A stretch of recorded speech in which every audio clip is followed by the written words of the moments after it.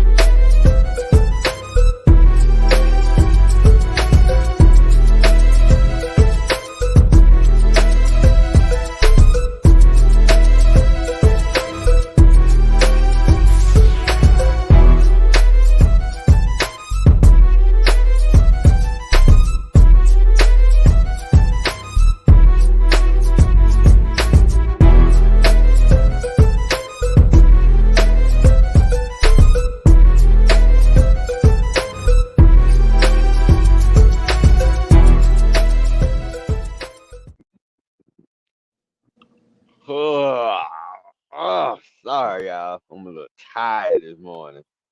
And I'm also tired of some things that's going on in sports today. But we're going to talk about it. First of all, tired of this NFL MVP discussion. I'll be glad when it all ends and we'll finally pick one. Whoever it's going to be this year. Oh, tired of coaches and players getting into it. Tired of Michael Parsons whining. Tired of the Eagles thinking they all that when we all know they not.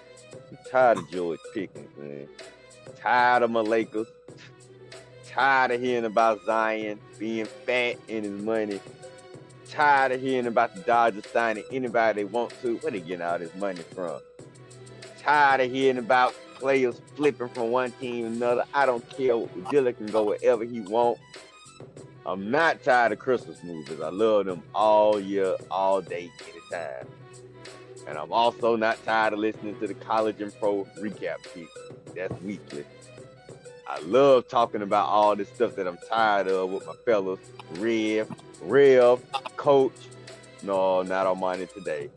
But anyway, let's hope talking about this wakes me up. But let's get it started. Episode 306 rises up. Ooh, did I say that? It starts now. What's going on, everybody? Welcome to another episode of the Red and Rev Sports Show featuring Coach. Coach and Red are coming to you live from the ATL Shawty. Giving you real sports talk because we are real sports fans who are real sports athletes who have what, gentlemen? Real sports knowledge. So hang out with your boys, Red, Rev, and Coach for episode 306 of the Red and Rev Sports Show. And as is our sports custom, we now turn our numbers attention to our very capable coach, Coach Patrick Thomas, to give us something or someone dealing with those numbers 3, 0, and 6. What you got for us, Coach? Good morning, everybody. Good morning. How's everybody doing? Today, I had to step away from the football field and go to the basketball court and give the praise and honor to the greatest number 6 that ever played the game. Of course, you know he played for the Boston Celtics. He is a member of 3 different Hall of Fames as a player. And he wore the number 6 proudly all over the place. So my number 306 goes to the man who had his number retired, Bill Russell, Boston Celtics. Oh, God. Bill Russell. All right. And he had his number retired 3 times. Who are the 3 teams? No, he's in 3 Hall of Fames. What are those Hall of Fames? Somebody got an echo going on. I don't know. Either basketball, NBA, college, and the FIBA Hall of Fame. Okay. All right. Well, thank you for that information, Coach. And we appreciate you giving us something. And that's someone being related to Bill Russell. Only because it's Bill Russell, but I don't like them Celtics, Coach. Only because it's Bill Russell. Who would have thought a team in Massachusetts would trailblaze the way for black players in the NBA? Right. I'm surprised he played for the Celtics like all that time. Man. Yeah. Being the pioneer that he is. No doubt about it. All right, man. Before we move on, let's welcome Revenite Nation. We have a few people in the hizzy. Let's see who's wishing us good morning. Good morning to you, Sister Harris. Merry Christmas. How you doing, good morning to you, Veronica Ross Parrish. Glad to have you on today. How you doing, Miss Veronica, Laker fan? Is in the building, slamming down the gavel to begin another In Fuego session. So he's obviously had some Mexican food last night. All right, Miss Harris, giving you a shout out on your monologue, Red. She must be tired of some stuff too. We'll talk about that later. Marty Newsom is in Revenite Nation listening while he's on the road. Safe travels to you, little buddy. Go morning. Red got it, little buddy. Yeah, I had to tease somebody sometimes. That joker's a little short joker, but he's a good guy. Good guy. All right, good morning, Vietnam, for Lieutenant Soda and all of the other youngsters. That's code for it's a great morning, and that we're old for sure. Let's see, oh man, Vincent, give him good morning. Shout outs to everybody. Good morning, Mother Wildcat Harris. That's a UK reference. Mother Wildcat, yeah. All right, Bill, by God, Russell. Oh my goodness, the VP is in his bag today. Good morning to you, bro, Maurice Thrower. I know you're excited about your team's game this coming weekend because you know we're going to talk about that game. And he's identified himself as the Prime Minister. So welcome, Mr. Prime Minister. He excited about the Heat and Hawks last night too. He said, "You're right, Rev. I have chili fries." That might be TMI, Mr. VP. That might be early for chili fries. Golly. Yeah, since when is chili fries Mexican food? Oh my goodness. All right, gentlemen, let's jump on in there. And before we do our normal Dope Nova Cope, I want to just encourage people to share this broadcast on your social media. If you haven't liked the Facebook page of the Red and Rev Sports Show, would you do us a solid and like it if you're on YouTube, or if you go on YouTube, subscribe to our channel, the Red and Rev Sports Show. So we welcome your comments. Smash that like button. That's what you say, Rev. Smash the like button. Smash it then. Smash it then. Yeah. We welcome your comments during the course of the show, and we will put them up. We just ask that you refrain from any profanity. That would be very helpful. All right, let's move on, man, as we welcome Revenite Nation. And y'all know how we do it. We dope, nope, and cope to start our show. So, Mr. Coach, and check, after you make this comment, Coach, check the chat. What are you doping on today? All right, my dope moment goes to one. Y'all call him Ja. I call him Jay Morant, who came back in after that lengthy suspension, and he decided to have a great game and actually win the game for the Memphis Grizzlies upon his return. So I got to give him props. Come back and score 30 plus in a win, then hit the winning shot. My dope moment is Jay Morant. Mr. Jay Morant. Good deal, good deal. All right, Red, jump in there. What are you doping on? I'm doping on, I'm going to keep it NBA what Coach said. I'm doping on one, Trae Young. Trae Young has been balling this year. Once again, I was doped on him a few weeks ago. I'm doping on him again because he has 6 straight games with 30+ points, 10+ assists. And man, stepping up his defense too. I swear about 2 or 3 steals a game. Trae Young is balling.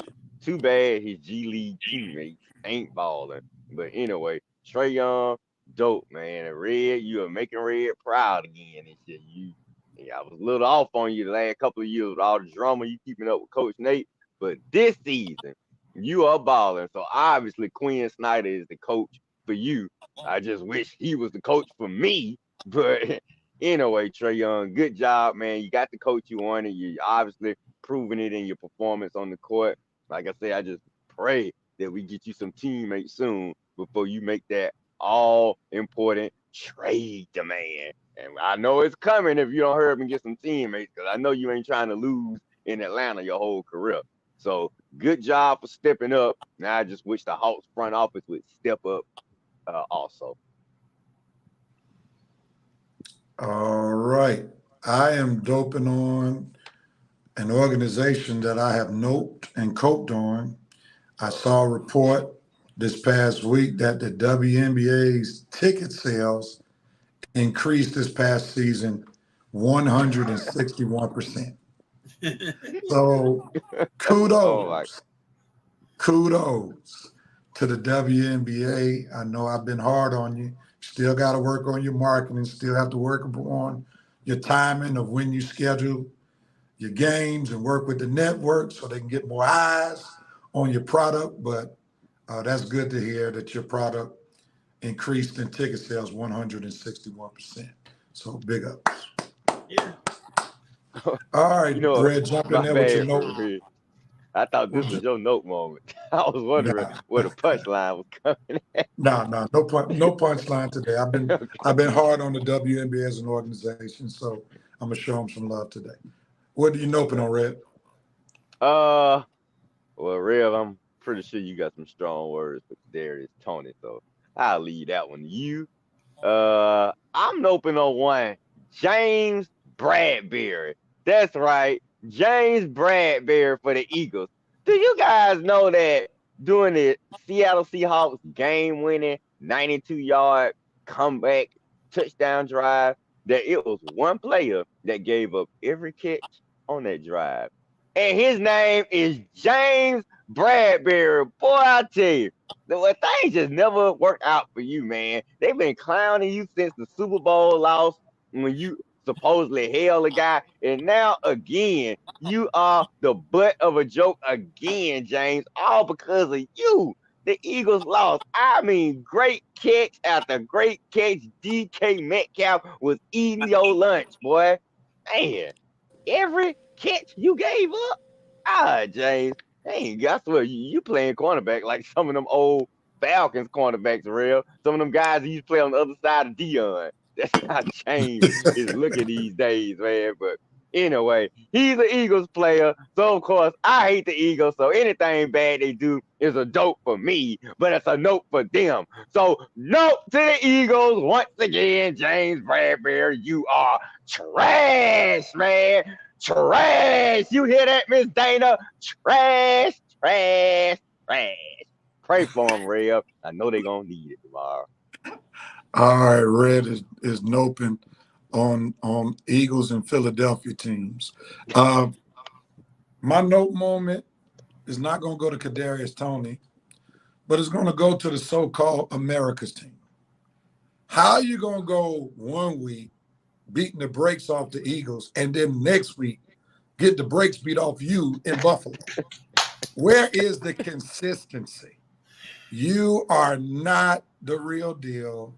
You are not a true Super Bowl contender because you can't beat the Eagles 1 week at home and then get drilled on the road the next week and to have us to believe as football fans that you all are serious Super Bowl contenders. So my note moment goes to Jerry Jones and his Dallas Cowboys for being pretenders when it comes to Super Bowl contenders, because if you're at home, you might look the part, but when you're on the road, you definitely look like playoff trash. So that's my note moment for you all on today. Nope to the Dallas Cowboys.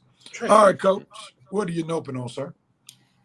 My note moment goes to one Kobe Covington, who's a UFC fighter, who decided he wanted to discuss LeBron James allegedly sitting down during the national anthem instead of standing.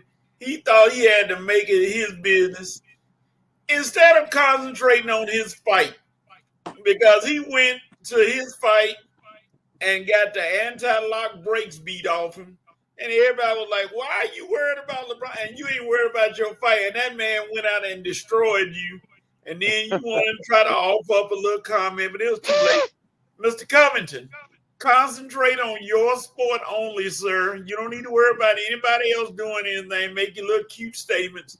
Then maybe you won't lose a fight. All right. All right, it's on me. What am I coping on? And thank goodness I am an emotionless Falcons fan. Oh, Lord. Because what happened last week was a travesty. Losing to a 1-12 team, 9-7, where they didn't even need to score a touchdown in order to beat the Falcons. Then what more is a travesty is the fact that Arthur Smith is still the head coach of the Atlanta Falcons after we've seen the Colts, the Chargers, and the Raiders give pink slips during the season. And somehow Arthur Smith still has a job. So as I posted on Facebook, I'm coping with the fact that it appears we have an owner in Atlanta in the person of Mr. Arthur Blank, who's more concerned about his FedEx perks that he gets, because Arthur Smith's daddy is a big honcho with FedEx, then Mr. Blank is concerned about the Atlanta Falcons fan base. So it is official. Mr. Arthur Blank, you are indeed the biggest problem in the ATL when it comes to Falcons football. I'm done. Thank you, Rev. You're sad. Yeah. Coach, what are you coping on, sir? My cold moment is for the Phoenix Suns, who I don't know, got a guy on their team, and I'm gonna date myself, who seems to want to play the game operation. Because every time you look at Bradley Beal, something is hurt. Toenail, pulled eyelid, strained fingernail, neck hurt. I mean, he's going to run the entire human anatomy of something getting hurt, and he can't stay on the floor. And Phoenix paid a lot of money for him. And Kevin Durant is sitting there like, what can I do now? What do y'all want me to do now? And again, Kevin, Golden State, problem. You left. Brooklyn, you left. Are you going to leave Phoenix now that they done sunk all this money in the Beal and he's not going to play hardly? You're going to get discouraged. But I'm going to cope with the Phoenix Suns because you all bought into this damaged goods and you got to deal with it the rest of the year. My.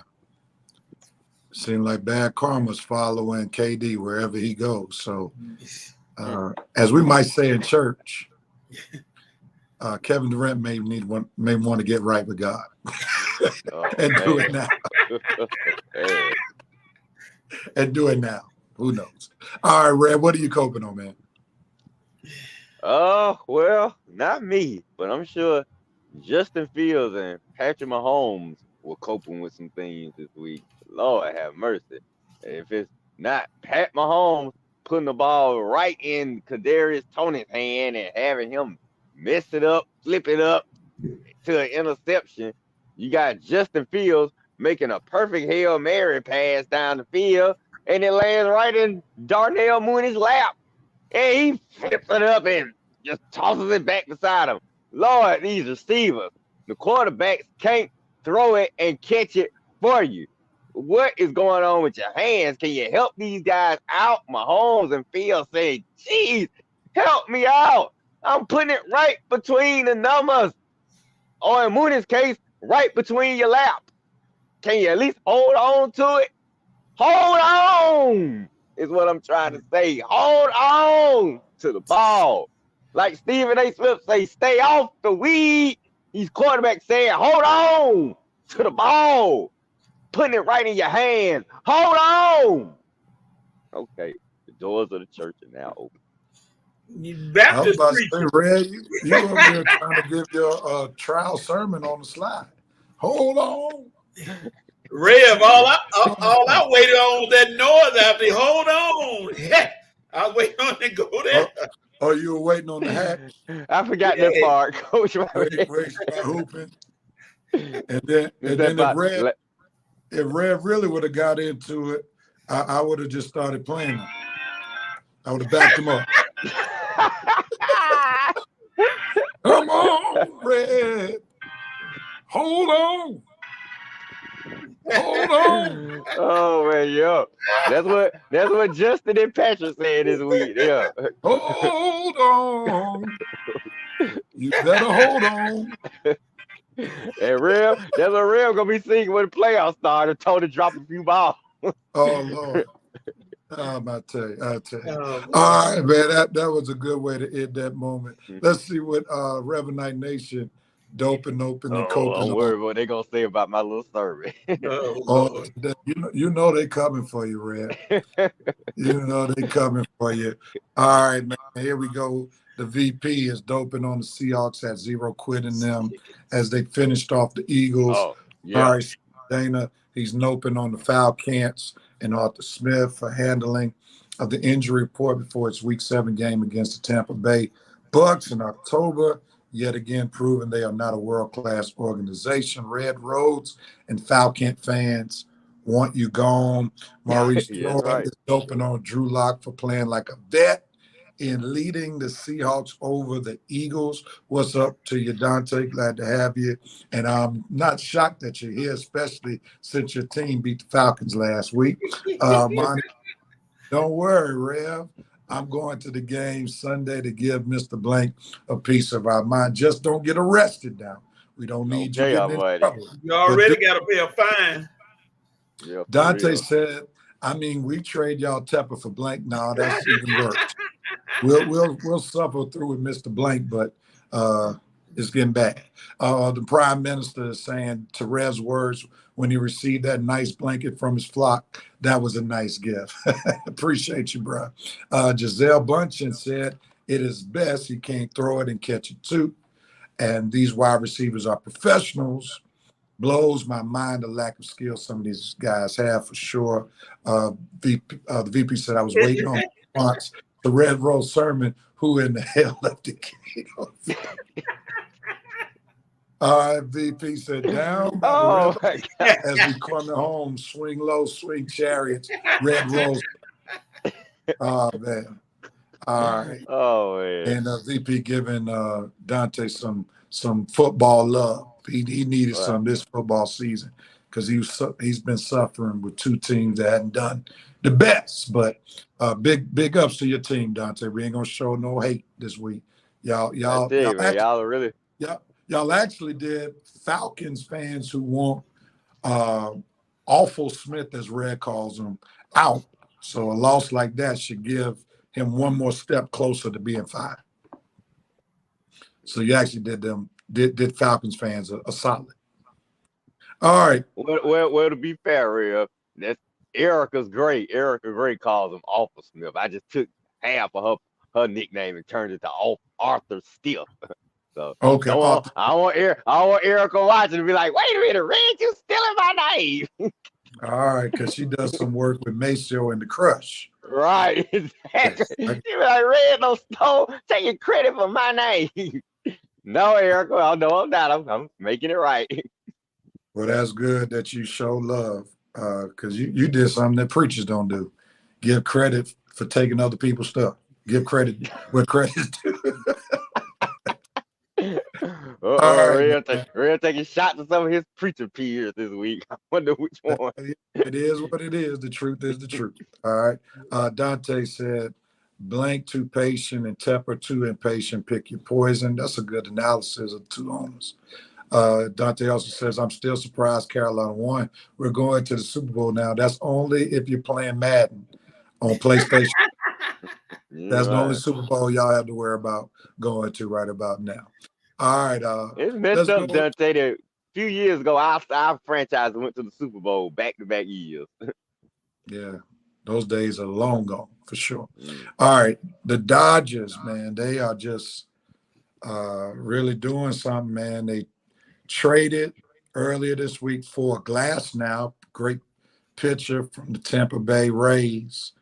Signed him to an extension, and they won the Yamamoto sweepstakes, the Japanese phenom.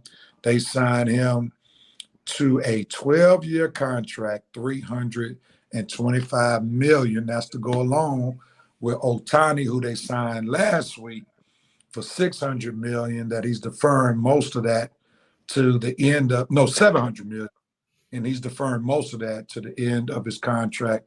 I think that's a 10-year contract, wasn't it, for Ohtani? So with that being said, Red, what are your thoughts about these Dodger signings? And I'm going to make it personal to the Atlanta Braves.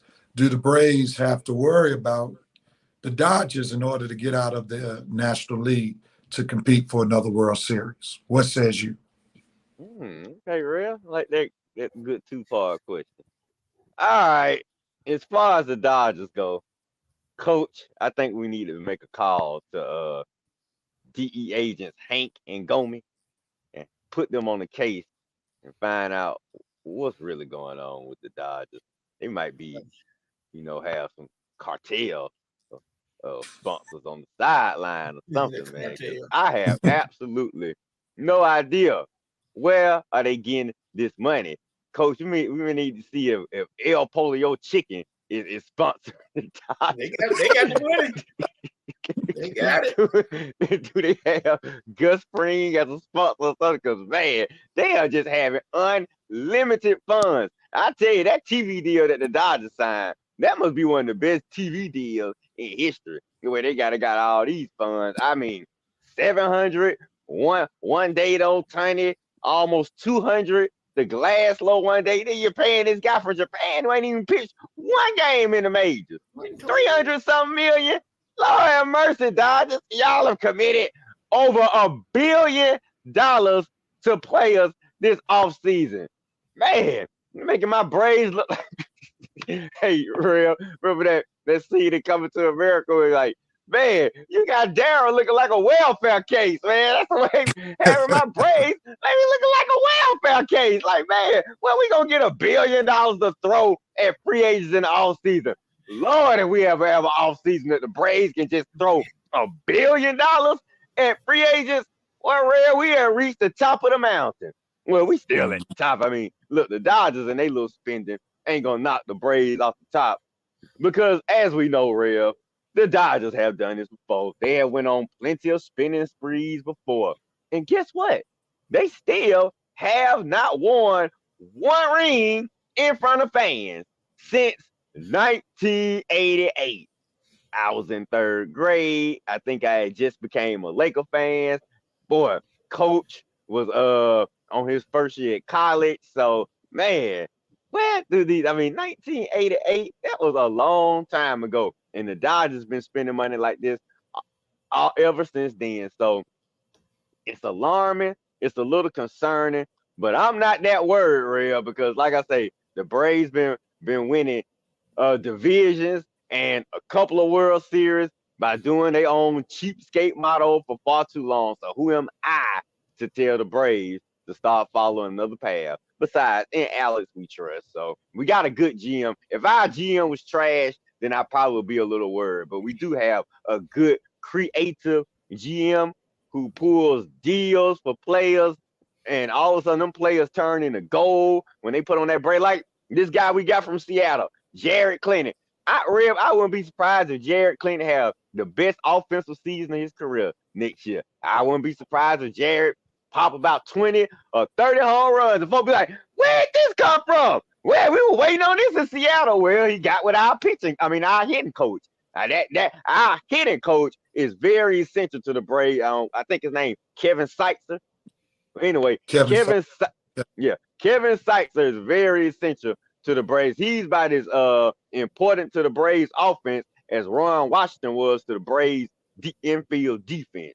So if Kevin Seitzer is still here, the Dodgers can sign Yamamoto, Ohtani, and they can sign Hideo Nomo, that Japanese hitter that was in the Mr. Baseball movie with Tom Selleck. They can sign whoever. As long as the Braves are still doing their thing, like I said, we have our own motto. If we still doing our own thing and succeeding, the Braves will be okay. But yes, the Dodgers, I'm going to put the FBI on you and find out what's going on with all these deals y'all making.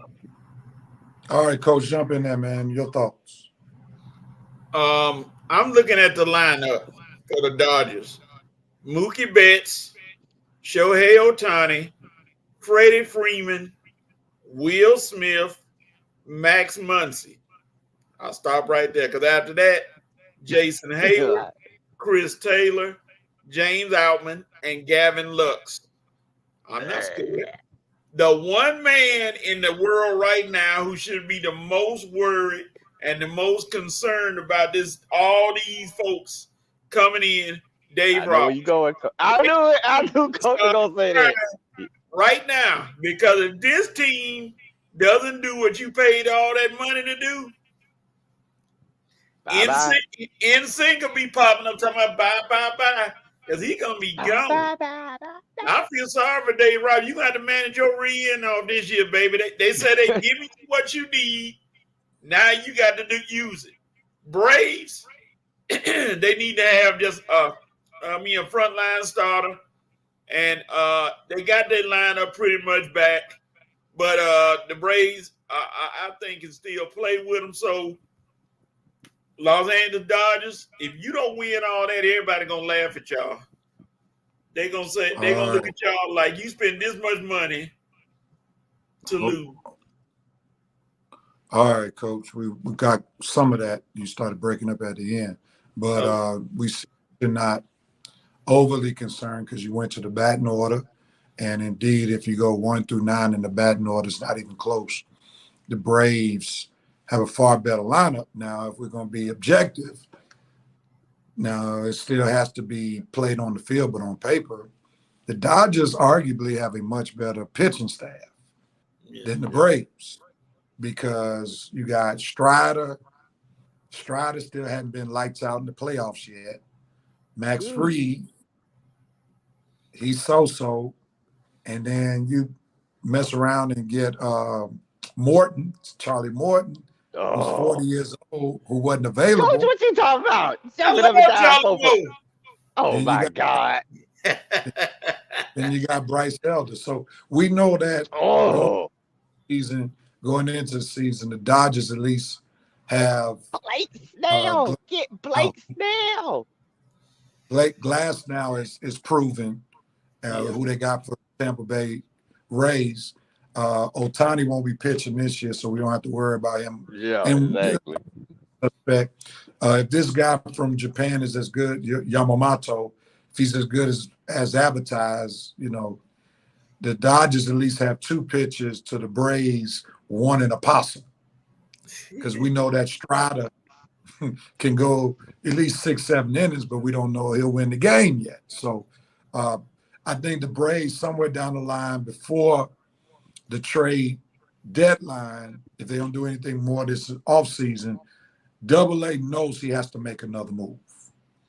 He has to make another move. I think since free agency hasn't played out the way he wanted it to play out, I think he might kind of pause, put some stuff on ice, see if these young guys like Vine, another dynamic pitcher that the Braves have in the minor leagues. I can't remember his name. I remember the guy with 3 names. The guy, the Shire Saucer guy. The guy with 3 names. No, not him.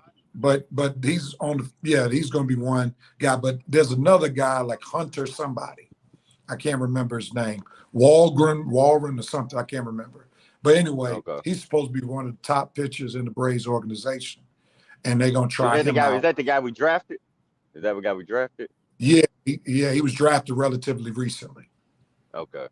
But all right. They expected him to come up. So I think he's going to wait to see what those guys do before. Now, if we get lucky with one of the youngsters, we might be okay. I think that's what AA is hoping we get lucky with one of the youngsters. Well, we're having a hard time hearing you, Red, because you sound muffled. Try that again. Oh, I was saying AA might be hoping that we get lucky with one of the youngsters that's coming up. Do me a favor, man. Try taking your headphones off because I don't know if that's causing problems. That's probably what it is. Take that. Because we don't want to miss what you're saying.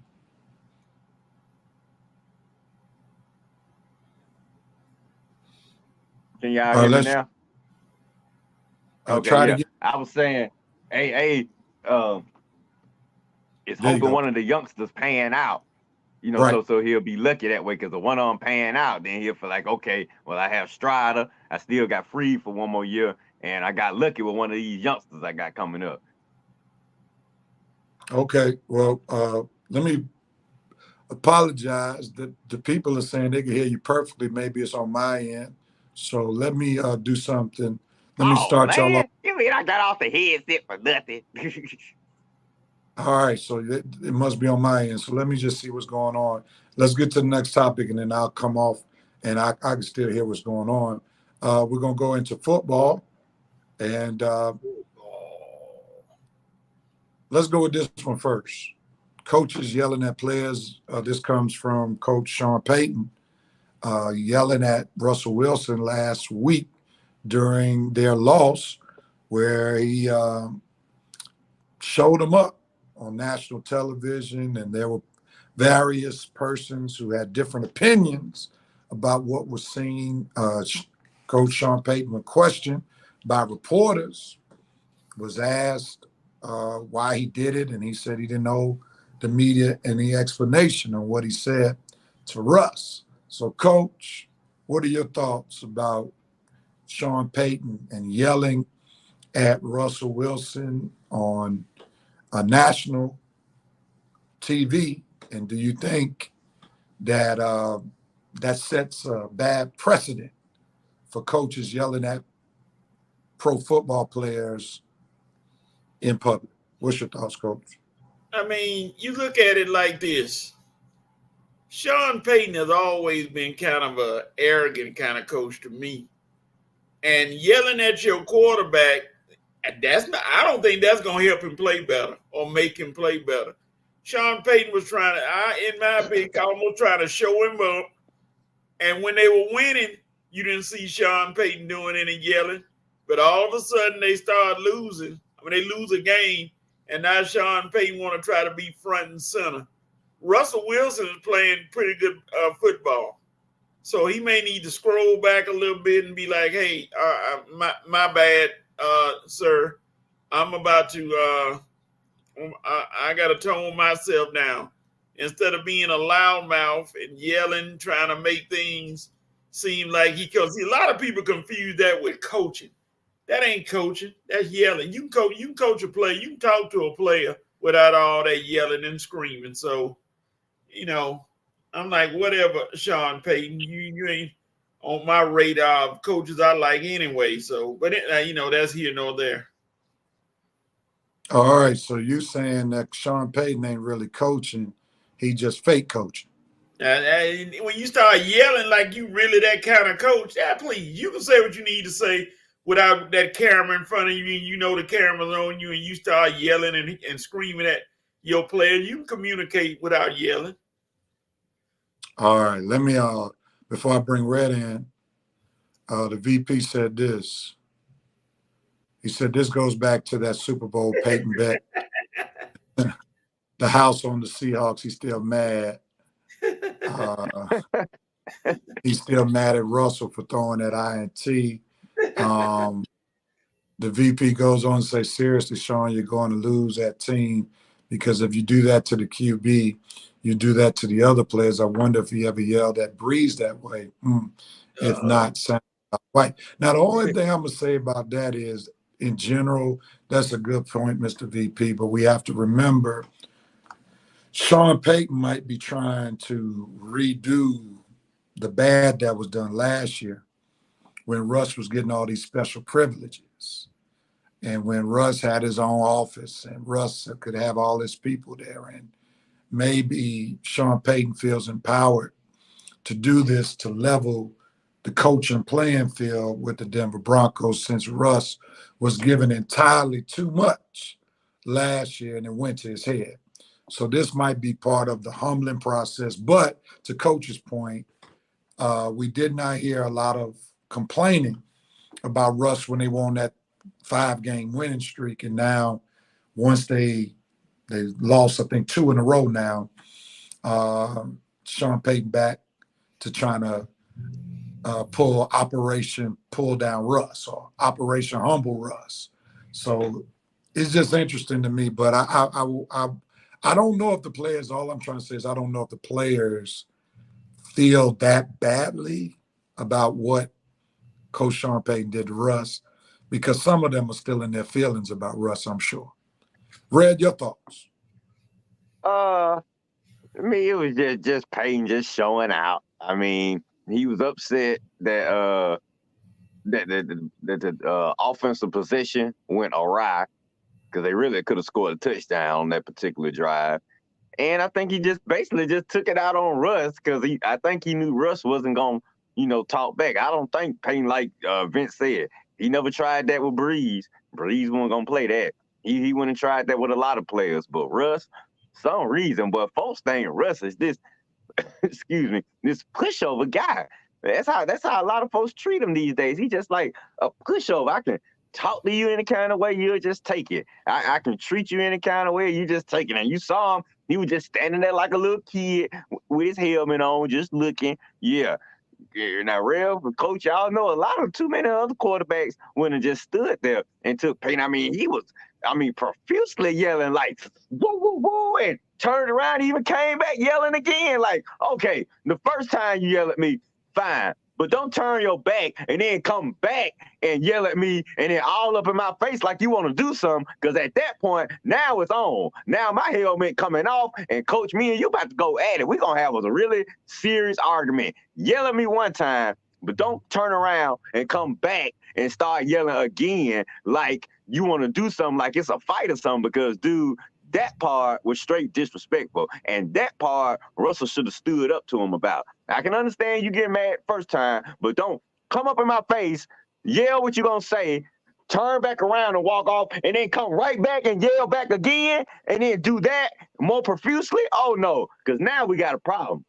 So, like I say, you ain't going to pay one to try that with too many other players, but for some reason, folks think you can try that with Russ, and I guess it's just the aura that Russell has about himself. But like I say, coaches yelling at players, you got to think, these are grown men. Baseball, you don't really need to yell at players too much. Most folks you got to just do your job in baseball. Basketball, unless a player doing some egregious J.R. Reed, Ricky, that dude that used to play with Braun on his Ricky team.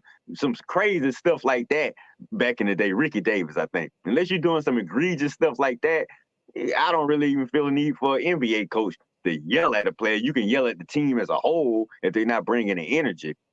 Football is a little different because you're dealing with more players, and I can understand coaches feeling the need. It's a physical game. It's an emotional game, dealing with the physicality. So I can understand the need to coaches to sometimes raise their voice a little bit to go to player to pump them up and inspire them. Not every player. Like it's touch and go. You got to pick and choose the players you come at this with. So I'm not too much against the yelling, but it's the disrespect that Peyton showed Russ. It seemed like on the sideline, because like I say, the first yelling was okay, but you coming back yelling at him twice and then doing it like so profusely, that to me was the disrespectful part. So I think it's a fine balance, a thin line, Rev and Coach, between disrespect and good coaching. And I think coaches would do themselves a favor to understand where that line is, what player you're dealing with, and how far you can go in each situation. All right, let me jump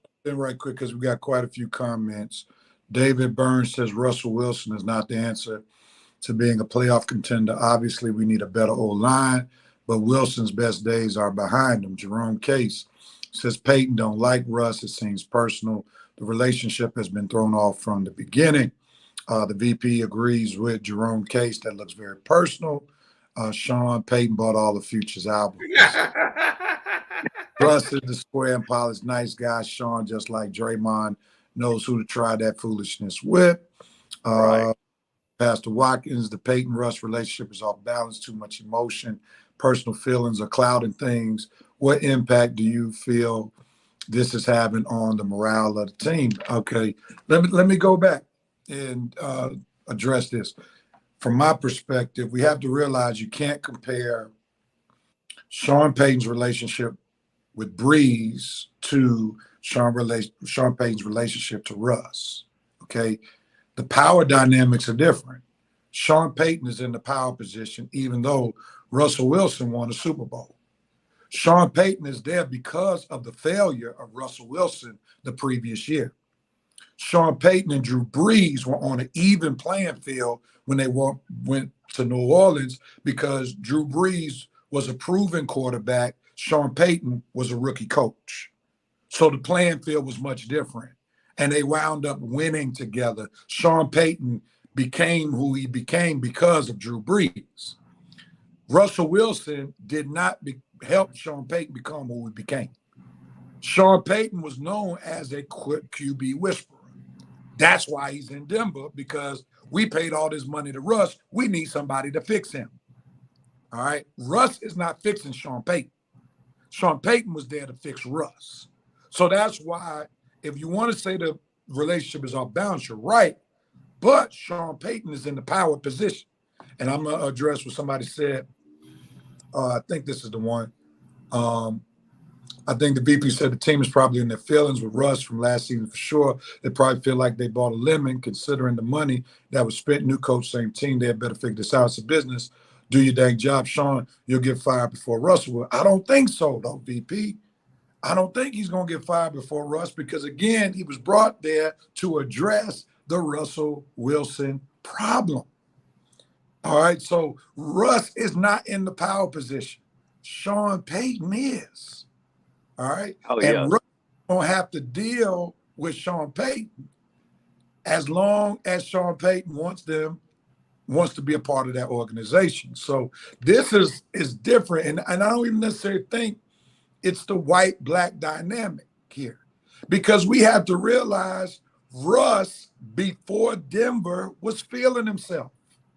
He was the one buying into this let Russ cook in Seattle. And they burnt a lot of meals in Seattle because Russ was cooking too much. The Legion of Boom, that was all black guys. Can't stand Russell Wilson. So let's take the race card out of this one, okay? Because he has offended his own folk that look like him who are on the same team. So there must be something about Russ and how he operates that does not necessarily resonate with players. And Denver Bronco players were not feeling him last year. Nope. So we have to see that there's some stuff with Russ. Like we know he got the good public persona. You know, he looks like the good churchman, look like a deacon material, but slow down. Look like a little rhythm of the night. El DeBarge to you. What you feeling? Yeah, there's something about Russ that folk ain't feeling. So let's keep that into consideration. All right, let me get to these comments. But can you blame him? He creates more problems for himself and makes things harder than they have to be. I have been a very big supporter of him up until now, but something's got to give. He simply just cannot hang with good opponents' offenses. So this is a Denver Broncos fan expressing somewhat his David. Russell Wilson. Got to think about it. Let's see. Jerome said Russ did the right thing because the story would have been more about his response or reaction, and the media would have blown it up out of proportion. Now it's all about an entitled, washed-up coach. He's not. Sean Payton ain't washed up, man. The jury's still on. But I will agree with you on the front end. Russ did do the right thing because he would have probably got the brunt of the pushback had he gone after Sean Payton. I'll agree with you that, but Sean Payton ain't washed up. That's why they gave him big money to come. And to show how he's not washed up, he actually after getting blown out by 70, Denver became relevant. Denver's still in the playoff picture.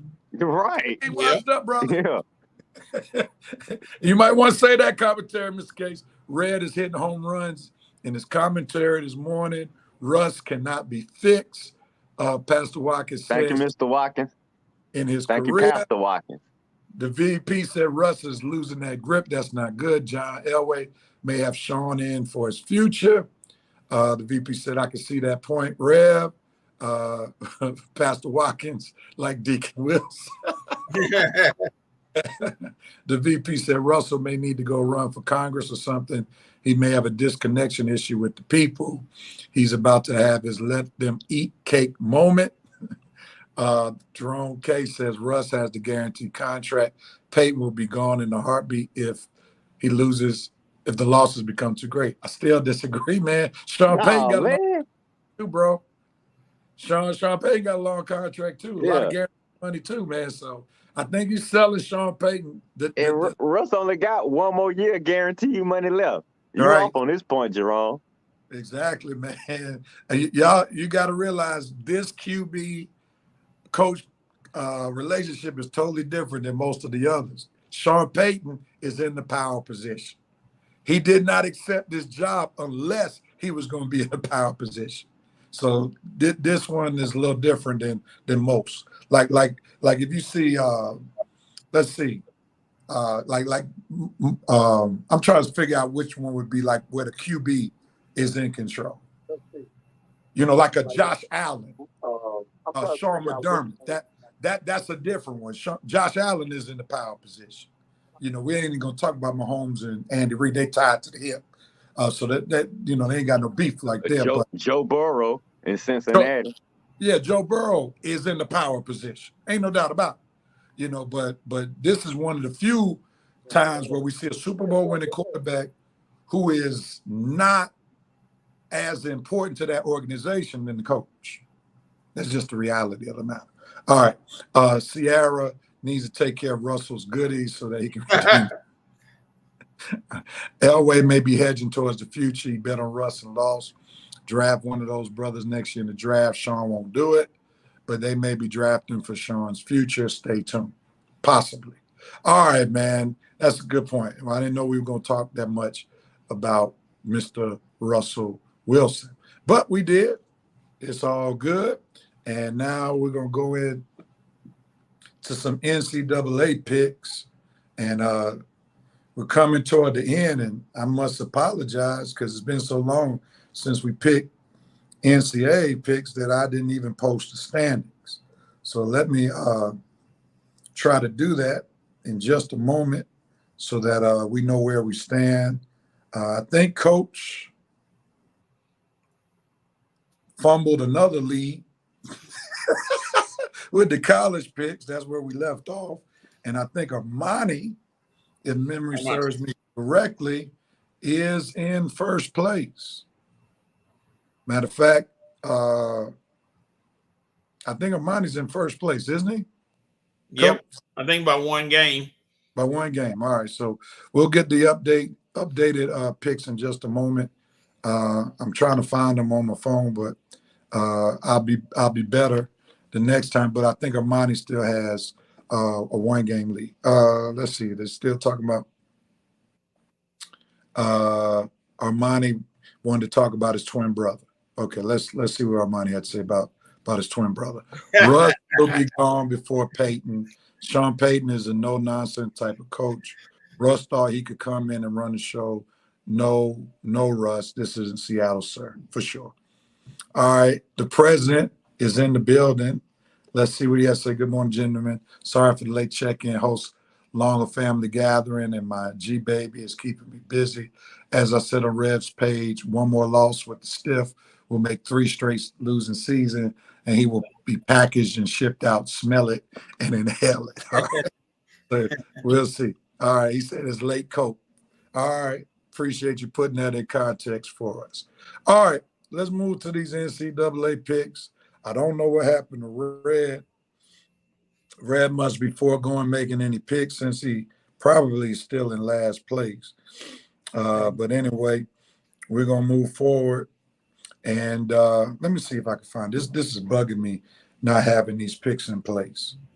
And I want to apologize to my co-hosts and to Revenite Nation for not being on point when it comes to this, because we want to let the people know where they stand. Let me see here.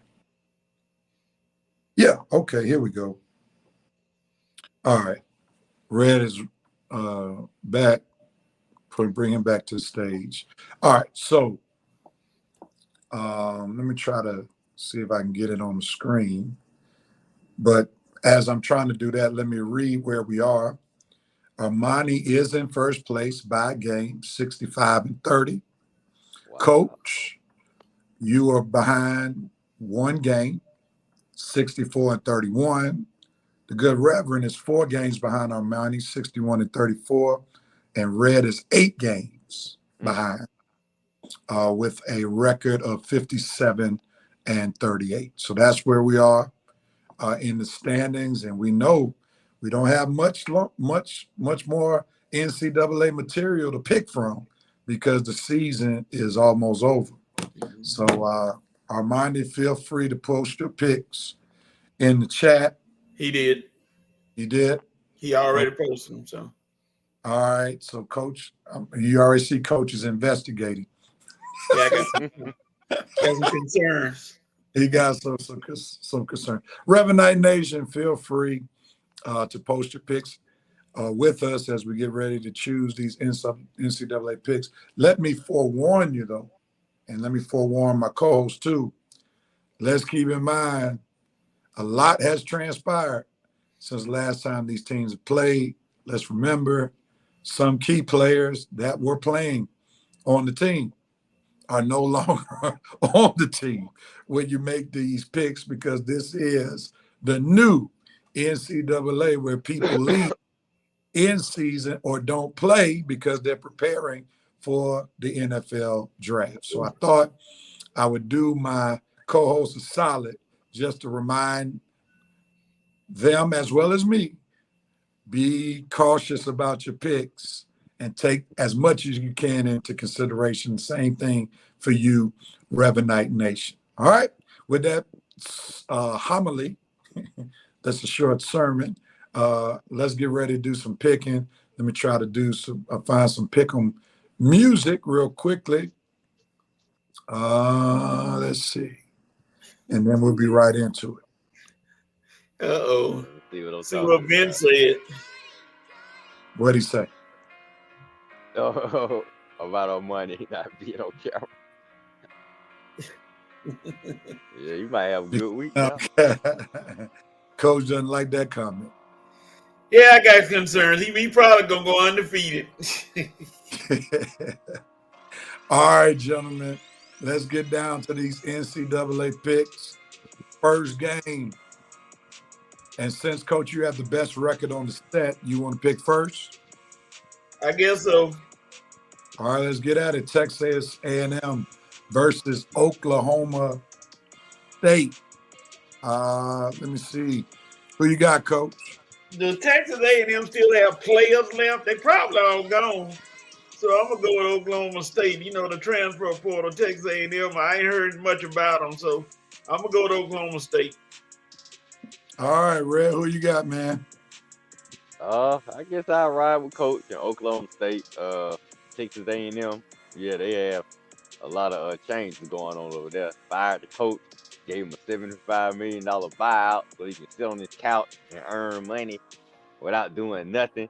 And his players, they ain't gonna do nothing either in the bowl game, because they weren't doing nothing when he was there. So they ain't gonna do nothing in the bowl game without him. Oklahoma State and the mullet once again. I hate the mullet. I'm gonna go with Texas A&M. I'm gonna go with Texas A&M. This is the reason why I'm going with Texas A&M, because this game is the Tax Act Texas Bowl. So this might be a home field advantage type game. Whoever's coaching Texas A&M may be using this game as their shot to, show some other program, or he may be playing for his spot in the new regime, because I don't think the new head coach from Duke is going to be coaching this game. So I'm going to go with Texas A&M, because I think Texas A&M has more riding on this, especially they're trying to start a new regime. Some of these players are going to be playing to stay on the team. So they got a lot more to play for, plus this game is in Texas. So I'm going to go with Texas A&M. All right. Let's see. Jerome Case got Oklahoma State. Pastor Watkins got Oklahoma State. All right. On to the next game.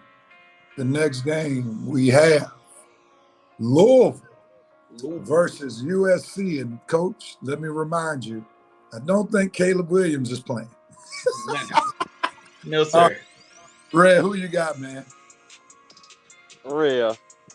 Even if Caleb Williams was playing, my pick would be no different.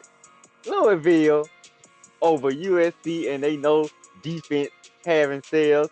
This is the defense Louisville wish they was playing in the ACC championship. But unfortunately, they were playing Florida State. But like you say, Caleb Williams is already gone on to greater pastures. I'm not sure who the backup is, but if you don't have your quarterback and your defense not all that, then I can't see you getting a win versus a Louisville team that's probably trying to prove to some people that Florida State shouldn't have beat them, and they really are forced to be reckoned with, that their program is on the come up, because they're really known as a basketball team. But winning a few bowl games, that'll have folks take notice. So I'm pulling for Louisville. to keep their football come up on the rise by keep winning more games than we expected. So here's one for you, Louisville. Sorry, coach, but you know your team ain't got no defense. I'm going with Louisville as well. No Caleb Williams. The defense is suspect. Haven't heard too many defections from Louisville, so I'm going to go with Louisville. Who you got, Coach? I'm going with USC, of course, because Louisville ain't got no offense. Look what they did the last 2 games. They were terrible. They didn't do anything special. They number 15, whoop-de-doo. This is going to be the Miller Moss coming out party, baby. Miller Moss going to show them why he's the new quarterback, and he going to step in there for Caleb and going to show them why, hey, don't worry, it's Miller time. God dog it, it's Miller time. Miller Moss going to beat Louisville. I ain't seen Louisville do nothing on offense, so we'll see. All right. Real, are you buying that? He's selling it, so I don't know if I'm buying it, but he definitely tried to sell it. Rev must have gone to his prayer closet on this pick. He knows something. Rest of the crew, Hail Marys, Rev at the edge. Talking about that last pick. Jerome Case got Louisville. VP, Southern Cal should still should out-talent those Cards. Louisville, USC in shambles. That's right, Coach. Got dog it. All right, Coach. He's going to stay true to his guns. God bless him. All right, on to the next game. Now, who is Coach Melvin? I mean, who is Pastor Melvin team? I don't know his team, but obviously going with USC that last game. Oh, okay. Since he's encouraging Coach to stretch How many points did Louisville score that last game? Florida State's defense is still not trash. I mean, come on. I said it trash. 6. They Come on, scored Coach. 6. Florida State's defense is not trash, so to only score a certain amount of points against Florida State's defense that was going to the playoff is not necessarily a bad thing. They just didn't have offense. So, you all have been giving up major points to Sisters of the Poor. You gave up almost 30, 40 points to Colorado, who didn't even have an offensive line. Hey, Dion is on the rise. Coach, y'all gave an entire season to Arizona, man. We didn't even know who Arizona was. Look at Arizona ranking now. Look where they are now. Yeah, they came up. I was saying they used y'all to come up on us. After they played y'all, they just took off. All right, NC State versus Kansas State. Don't know too much about either one of the teams, but I'm gonna go with NC State since they're ranked higher. Let me see where this game is being played. This is terrible. The Pop-Tarts Bowl. Are you kidding me? What? Did somebody say that? Did somebody say that, Coach? Did somebody say that too? Somebody said it was gonna be like a Pop-Tart or something bowl. And here we go. We got one. Yeah, this is the Pop-Tarts Bowl in Orlando, Florida. NC State is closer to Orlando. North Carolina's closer to Orlando, so I think NC State may have a slight home field advantage over Kansas State. I don't see too many people from Kansas State flying across the country to attend the Pop-Tarts Bowl. I just don't see it. So that's what I'm going with. Okay, I'm going with NC State. Coach, who you got, man? Yeah, I don't know who to pick. I mean, NC State, I just toss it up in there like you. I don't know nothing about either one of these teams. I go NC State just because they closer to Pop-Tarts Bowl. I would be embarrassed to say I'm playing. Well, they're going to get a lot of Pop-Tarts as their giveaways. So yeah, they're going to have probably a trophy, nothing but Pop-Tarts in it, more than likely. Red, who you got, man? Who you say going to be a home game for Red? Kansas State or NC State? NC State games in Orlando. I think I stay with Kansas State. I remember Kansas State shocked us one game this week. And Rev, I think you took full advantage of that shot. Well, you're not going to be by yourself this time because I am jumping on the Kansas State bandwagon with you, Rev, because I know you're taking Kansas State. Well, no, I took NC State. Oh, you did? Oh, Kansas State going to win this All right. Well, you trying to get that Hail Mary. You trying to get that 3-point. All right. Coach is back. I'm still going to lose this tournament, so I'm out of this one. Arizona and Oklahoma playing in the Alamo Bowl. Woo. And this is in the Alamo Dome in San Antonio. So, Coach, who you got? I'm going to Arizona. Dylan Gabriel has done the bye, so he's not going to be quarterbacking. So I'm going to go with Arizona. Okay. Red, who you got? Yeah, I'm taking Arizona. I told you, they've been hot for the longest time.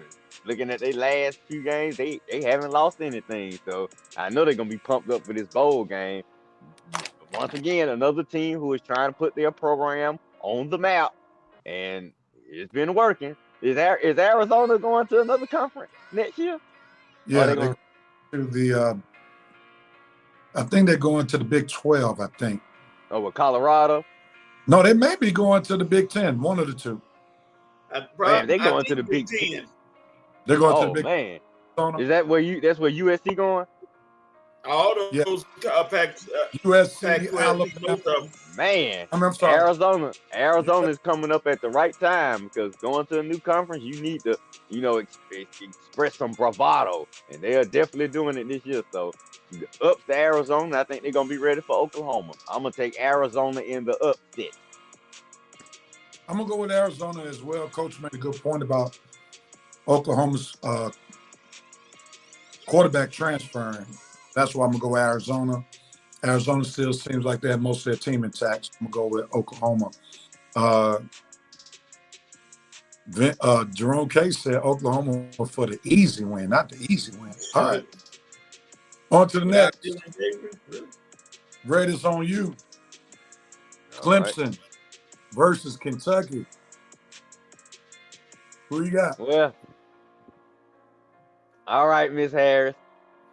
I learned my lesson the first time. I didn't learn my lesson the first time. I definitely learned it this time. I am not picking against Raylan and Boyd's team again, Coach. That's it. You either, Miss Harris. I am taking your Kentucky Wildcats, because for some reason, they still playing football this year. They ain't stopped. So they mind the season is still going on, and we all know what a disappointment Clemson has been this year. I don't care if ESPN is picking Clemson with 66%. I'm telling you, Kentucky gonna be ready just like they was ready for Louisville. And they gonna get that ball to that running back, and he gonna run all over that Clemson defense. I don't know what's the running back name, Davis. Well, anyway, I am taking Kentucky because I'm not picking against them again. I have learned my lesson, Miss Harris. I am taking your Wildcats because they are still playing football. That's right. Go Big Blue.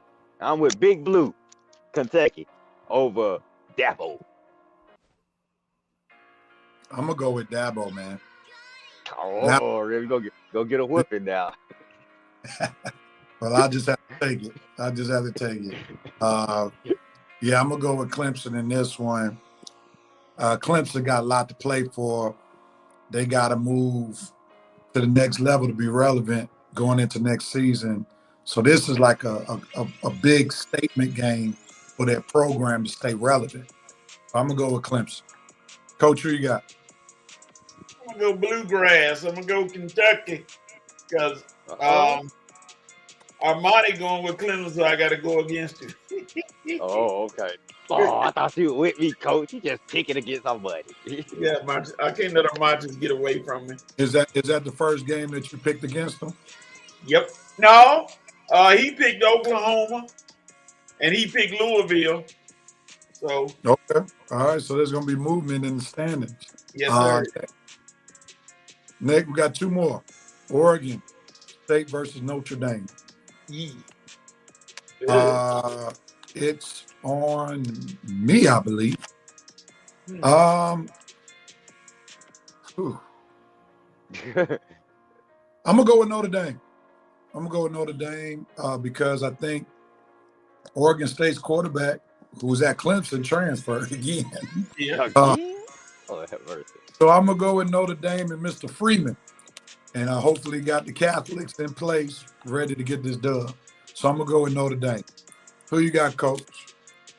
Yeah, DJ Ugly.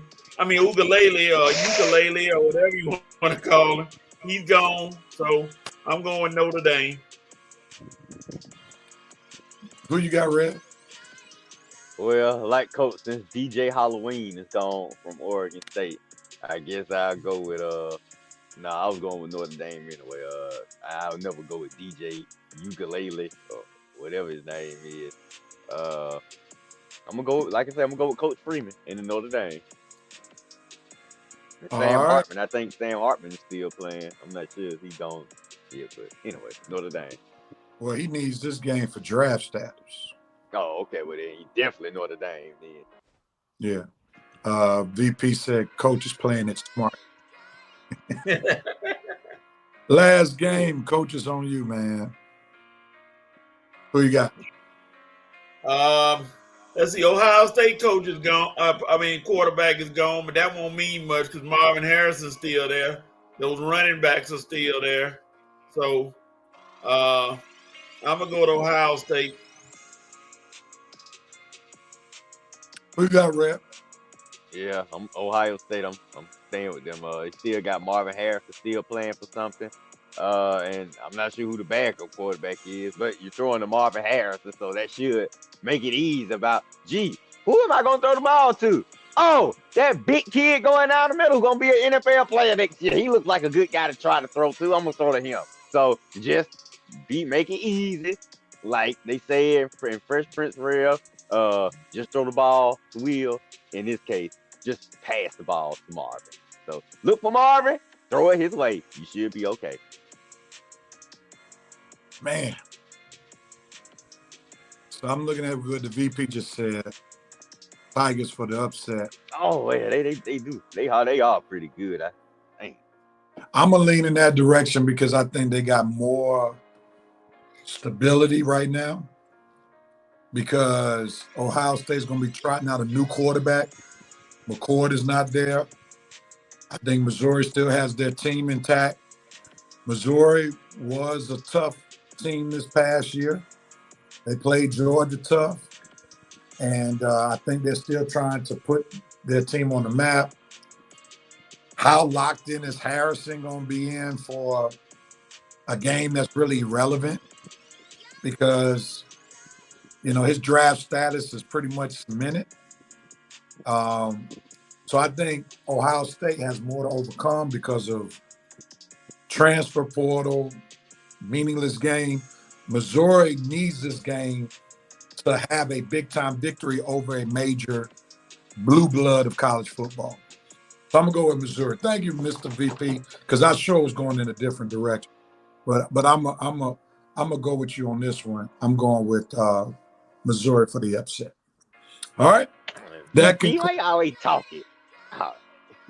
concludes our picks for this week. And we're going to do a very brief HBCU report. So let me get that on the screen. I thought they already done playing. Coach, make the announcement. Ladies and gentlemen, if you missed it on last weekend, the Celebration Bowl was held and FAMU defeated Howard in actually a pretty good game, all the way down to the wire, 30-26. FAMU got a victory for the SWAC for the first time in a few years. The MEAC had been dominating, but the SWAC gets a win this time. So big ups to FAMU, who they say are the unofficial black college champion, but I don't believe it, but we'll go on anyway. All right, I got a bold prediction. All right. Next year, the 2024 SWAC champion will be Mississippi Valley. God, dog. No, Red, we got a lot to overcover. We got a freshman quarterback. We got a mostly freshman team. We're not going to be there. We got some good pickups, but our team is mostly freshmen. So Nope. Now, Rev, is that a bold prediction or a Baptist prediction? Right? You didn't smell it, Rev. I sure I didn't smell that one at all. You didn't smell it. I needed some nasal congestion in order to smell that one. You need that what they call that thing? Navage. Yeah. The ratings, nasal spray they put up your nose. The ratings weren't very good. They talked about, and I mean, if they're comparing it against the last two, of course, it wasn't as good because you got the whole piece with whatchamacallit, Prime. So you weren't gonna get the same kind of ratings that the other team, that Prime did with Jackson State. So that's another situation. They missed a good game, though. Huh? They missed a good game, though, huh? Yeah, I mean, 30-26 went down to the wire. So, yeah, definitely a good game. All right, gentlemen, let's jump right into halftime. And I'm going to need to call an audible. On the other side, I'll tell y'all on the other side, the audible I need to call real quickly. And we'll go from there. All right? Okay. All right, gentlemen. Thank y'all so much for hanging out with us for the first half of the Red and Red Sports Show. We got some NFL, got 5 for 5. You have the right, so hang out with your boys, Red Rev and Coach, for the second half of the Red and Red Sports Show, coming to you in just a few minutes. We'll be back. Come on back, baby.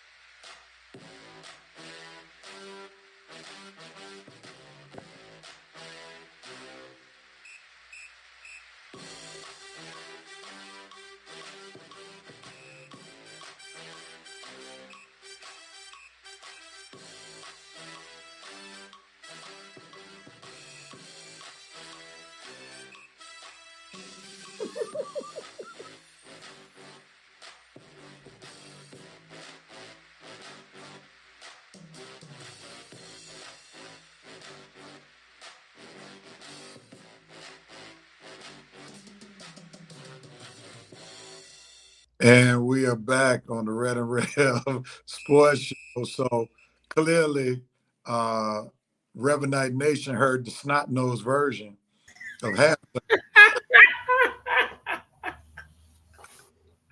Coach, I thought it was just Coach laughing at me blowing boogie. Was everybody laughing? Oh yeah. I was like, look at Coach laughing at me blowing boogie. I'm sorry, everybody. Jerome Case thought it was me, but just edit your comment, put a D where the V is.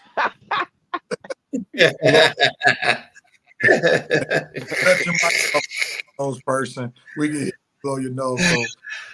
So Red is the snotty nosed person that y'all were referring. Your comment. That was not me. Sorry, everybody. All right. So I got a commitment I got to go to. So I got to call a quick audible. If we could do the picks now, and then y'all could do 5 for 5 on your own. Coach can DJ that. Is that okay? It's fine. Yeah. Can I? All right. Yeah, so we used to you guest starring on your old show. So you back to guest star mode. Man, I've been in the saddle for at least a good 3 weeks now. Good 3 weeks. we know. Yeah. You've been here. It's our money we got to find. Yeah. We may be auditioning for the fourth person. We may have some. Uh-oh. Armand. I hope you paid attention. Might be taking some auditions. All right, gentlemen. You better hope Shelby don't come back. All right, gentlemen. I got a song for Coach.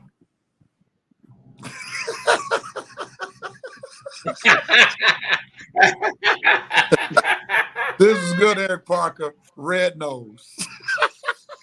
Now look at the next comment. God. I got that was a good one. Put it on the season. Red Nose Reindeer. I love it. I know the people took, oh Lord, the Deacon Boy in round 3.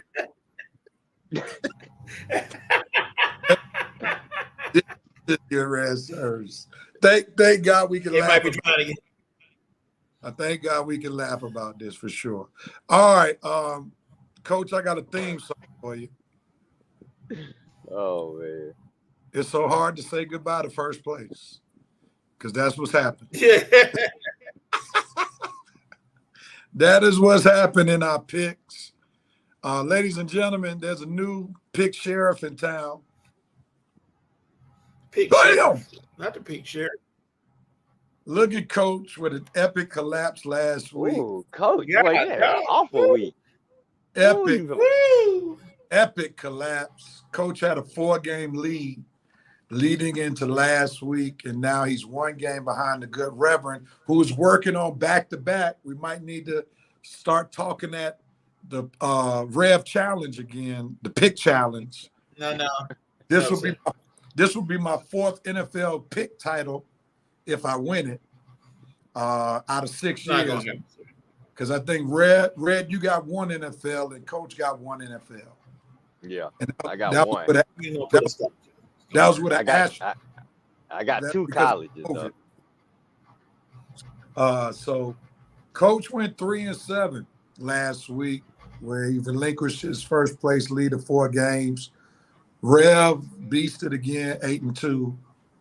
Now has a 1-game lead over Coach, a 7-game lead over Armani, who went 5-5 last week. Red, Armani's in view, man. He's there for you. So y'all can split the bill. Y'all can split the bill, Red. So if Armani get last place, he gotta pay. So let me try see if I can catch him. Maybe Armani will be treating us again, y'all. Well, I would just go for the split right now. Just go for the split first. Yeah. That's what I'm gonna aim for. If I can just get out of last place, I'll be happy. There you go. Yeah, I got 3 weeks plus the playoff games, right? Yeah, you got 3 regular season weeks in the playoffs, so you got time. What's up, Horace, the Sports Roundtable? What's up, Horace? What's up, Mr. Horace? Thanks. Love your show on Wednesdays, man. On today. All right, let's jump into these picks, man. Let me get some pick'em music. And Coach, guess what question won't be coming to you today? I won't worry about it, brother. I want you to pick first anyway, because I got some surprises coming up. Yeah, I already see them, and I smell them. Let's get to the pick'ems. A lot of good games starting tonight or today, rather. Some games coming on today. Got 3 of them. Yep. Dang. Man. Definitely capitalizing off of the fact that there are no games going on in college football worth paying attention. Oh, really? I thought you were going to say something else. They was capitalizing off. I tell you what, though. On another note, if you like sports, Christmas Day, you got your choice. Good Lord, it's all kind of stuff Christmas. I think you're gonna have to get that picture-on-picture if you got that kind of television, or a tablet on football and your TV on basketball, or vice versa. Because you got great basketball as well as great football coming on Monday for Christmas. You ain't lying. I mean, I need to go with my cousin in the house. I'm gonna be able to pay attention to all these good games. I'm gonna get back home and be like, man, I missed all these games. Red don't know nothing. There he is. We see Barr working on that. Hold up. Who was that? Who was that comment before, Real? Ron. 4 college football games today. Yeah, we not. Ron Thomas, Red. Oh, okay. I was trying to see who was that talking about Red don't know nothing. Yeah, Ron Thomas. Ron Thomas. That's your brother, coach? No, sir. All right, let's jump into it, man. Browns versus Texans. I'm going with the Browns. Stroud is out with concussion protocol. I know he was out last week, and the Texans wound up winning anyway. But I'm going to go with the Browns. They got a great defense. Flacco's a little injured, but I think he's healthy enough to propel them to victory one more time. So I'm going to go with the Cleveland Browns. Who you got, Coach? Yeah, when C.J. Stroud was announced he wasn't going to play, and then, no Tank Dell, no wide receiver to speak of, I'm going to go with the Browns, too. Red, who you got? This is unanimous. Rev, I think the Browns have a defense that Falcon fans think that our defense is. Because this defense, you really can plug any quarterback in and you can get some wins. They only had 3, maybe 4 quarterbacks the Browns don't have this season. Every one of them are getting wins. I mean, PJ, you got Jimmy Walker's son, PJ Walker, Joe Flacco, Watson don't got a couple of wins. This Browns defense, man, we are sleeping. This Browns defense might be one of the great ones, man, because any quarterback, just throw them in there. You got a chance to win. Browns. We are sleeping on your defense, but definitely Cleveland. I got to look up and see who these defensive players are, because they getting slept on. Let's see what Revenite Nation talking about. The small school best teams to bet on. See, I don't bet, so that's why I can't fit you on that hard. But I got you, man. For a bet, man, that makes sense. I got you. All right, let's go on to the next one. Dana Johnson. Bro, Dana got the Browns. The VP got the Browns. Case Keenum will be run crazy by that Browns defense. Will he? Horace got the Browns. Jerome Case got the Browns. And he said Vincent Wood said that Browns defense about their life asked by 49. All right, on to the next game, Coach. The Raiders versus Chiefs. Raiders had that blasting last week. You won't get that against the Chiefs. The Chefs. I'm sorry. The Chefs going to win. Red, who you got, man? It's easy. Chiefs at home. Chiefs are looking to rebound all these bad losses they don't have, winding down the stretch. And I actually think Tony, after Mahomes gave him a 2-piece this week, whoop their butt this week, silently, behind the scenes. I think Tony will come out and make a couple of good catches. After Mahomes got up in his butt this week, don't put his foot in his butt like he should have this week. Behind the scenes, quietly, Rev, not publicly. I think Tony gonna come out and have one of the best games of his of the season this year. 8 catches, no drops, 100+ yards. That's what Tony gonna do for you. Merry Christmas, everybody. The Chiefs receivers have returned. All right, so you giving Pat Mahomes went to church on them this week, and they gonna. He had to, Rev. You saw how Mahomes reacted last week. He was mad. He said, I ain't going to put this on the refs this week. I'm going to tell y'all where. He let me stop playing around because these guys ain't getting the picture if I try to scapegoat the refs. So yeah. Exactly who I'm mad about. Of course, y'all know I'm going with to continue to bounce back from when they were on a losing streak to move ahead, win comfortably to the West. It's a divisional game, but it's going to take. Dana Johnson got the Chiefs. The VP said big rivalry. Raiders going to be flushed down the toilet. Jerome K. different. Got the Raiders just want to hate a little bit. Yeah, exactly. That's how you hate it, The VP got over under. Tony drops 3 passes. I say over. Goodness gracious. That goes to talk about. You lied. You just killed my entire monologue. Yeah, sure. All right, on to the next game. The Lions versus the Vikings. Redrick, this game is on you. Who you got, man?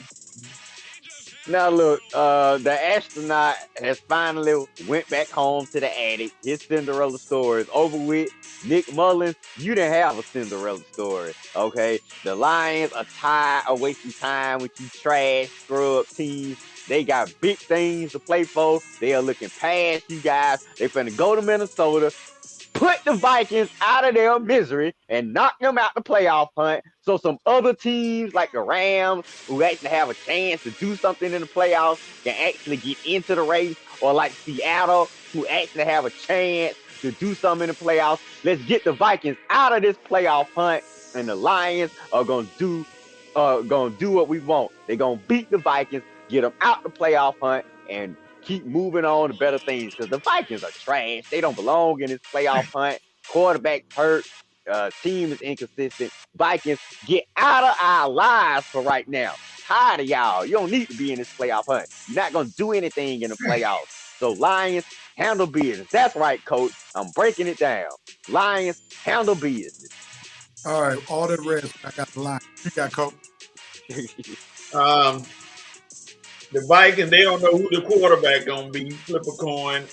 Lions are ready to go to the playoffs and try to redeem themselves after years of failure. All right, Dan Johnston got the Lions. Eric Parker, Lions. The VP, Lions in a close. Jerome Case talking about ain't gonna be close. On the line. On to the next game. It's on me, Colts versus Falcons. Give me the Colts on this one. Minshew is going to do that thing. We saw what he did to the Steelers last week. And Jonathan Taylor's supposed to be back to the saddle. As the Falcons emotionless fan, I need them to keep on losing so that Arthur Smith will be gone. So I'm going with the Colts even to beat the Falcons. Who you got, Coach? Upset number one, Falcons. I'm going with the Falcons. I think they'll steal one against the Colts. Because I don't know. I mean, the Colts defense, they okay. But I think if Desmond Ridder may pull off something here. Well, he's not starting. Oh, Taylor Heineke? Oh, they drinking beer. Okay, beer before the game. Get him a Heineke. Okay, I'm still going with the Falcons. All right, Red, who you got? Real, you know what I smell from Coach. You really think that he believes in the Falcons like that? We know that the Colts losing will keep his Steelers alive in the playoff hunt. So, Coach, you're not fooling me one bit with all this Colts belief and all this. We don't go well. The Colts losing helps those Steelers out. But if that was the case, I would have went against the Browns. I went with the Browns. So you can't go against the Browns, because that makes absolutely no sense. They Stroud were playing, you would have gone with. Exactly. I sure would have. I got one upset. I got to get one upset in. I got to stay away from Real. We got you. But in that being said, Real, I can't believe I'm saying this, but I'm going to make Falcon Nation happy. Red is going to stick it out one more week. Because now, see, with the quarterback change, Heineke and Minshew, they about the same now. So my team actually has a chance to get a home victory, but it's gonna be an empty place tomorrow, because I don't see a lot of Atlanta fans getting out on Christmas Eve to go down and watch the Beer Man versus the Tissue Man show. So, like I say, it'll be a good one. I wouldn't be surprised if the Colts win either. But now that Taylor's starting, things are a little bit balanced now. So whatever quarterback have a good day or probably have the least amount of turnovers, that'll probably be who wins. Now, Rev, wouldn't it be typical Falcons fashion for Taylor Heineke to run off a 3-game win streak right when we need to be getting prepared? Yeah, but it's the Falcons, but I wouldn't be surprised. I mean, we need the Colts to beat us, but I wouldn't be surprised if Falcons do Falcon things and go ahead and win after we hit rock bottom and not expecting anything. So, Falcons. All right, so Red going with the Falcons, trying to preserve Arthur Smith's job. Lord have mercy. Dana Johnson. No. I want gold. Eric Parker. I'm sorry. Dane Johnson, coach. Eric Parker, coach. I no longer trust no quarterback under Arthur Smith, jacked up scheme. Falcons were Falcons by winning, even though they are trying to get rid of their coach. Right. That's what I'm saying. You have a great relationship with a coach. My Jesus. What's up, Big Woodyard? Falcon what up, Woodyard? I was up. I'm surprised it's that expensive. You ain't lying, man. Yeah, I still ain't going down there. It's on you, man. Are you coming back? Coach Patrick, are you coming back, man?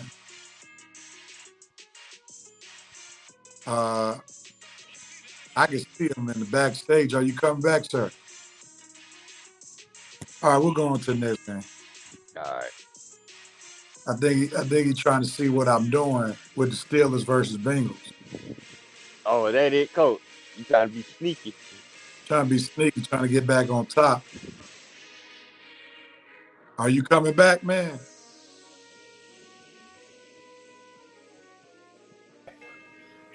Are you coming back? There you go. He on the phone. Lord have mercy. All right, let's go with it, man. It would have been on Coach, so it's on you, Red. Who you got? Bengals. I'm with the Bengals. Steelers playing. There you go. You know he come back every time. Coach. Well, no, he go last anyway. I got the Bengals. Steelers playing musical chairs with the quarterback. They to me in the same position as the Falcons. They definitely got to have a quarterback change. Mason Rudolph is not the answer. Not gonna get the job done. The last time Mason Rudolph started an NFL game, he almost got his block knocked off, literally, by Myles Garrett helmet. So, no, I'm Jake Browning in the Bengals all the way. Now it's on Coach, so I'm gonna go back to Coach because I want to see him convince me why the Steelers gonna win.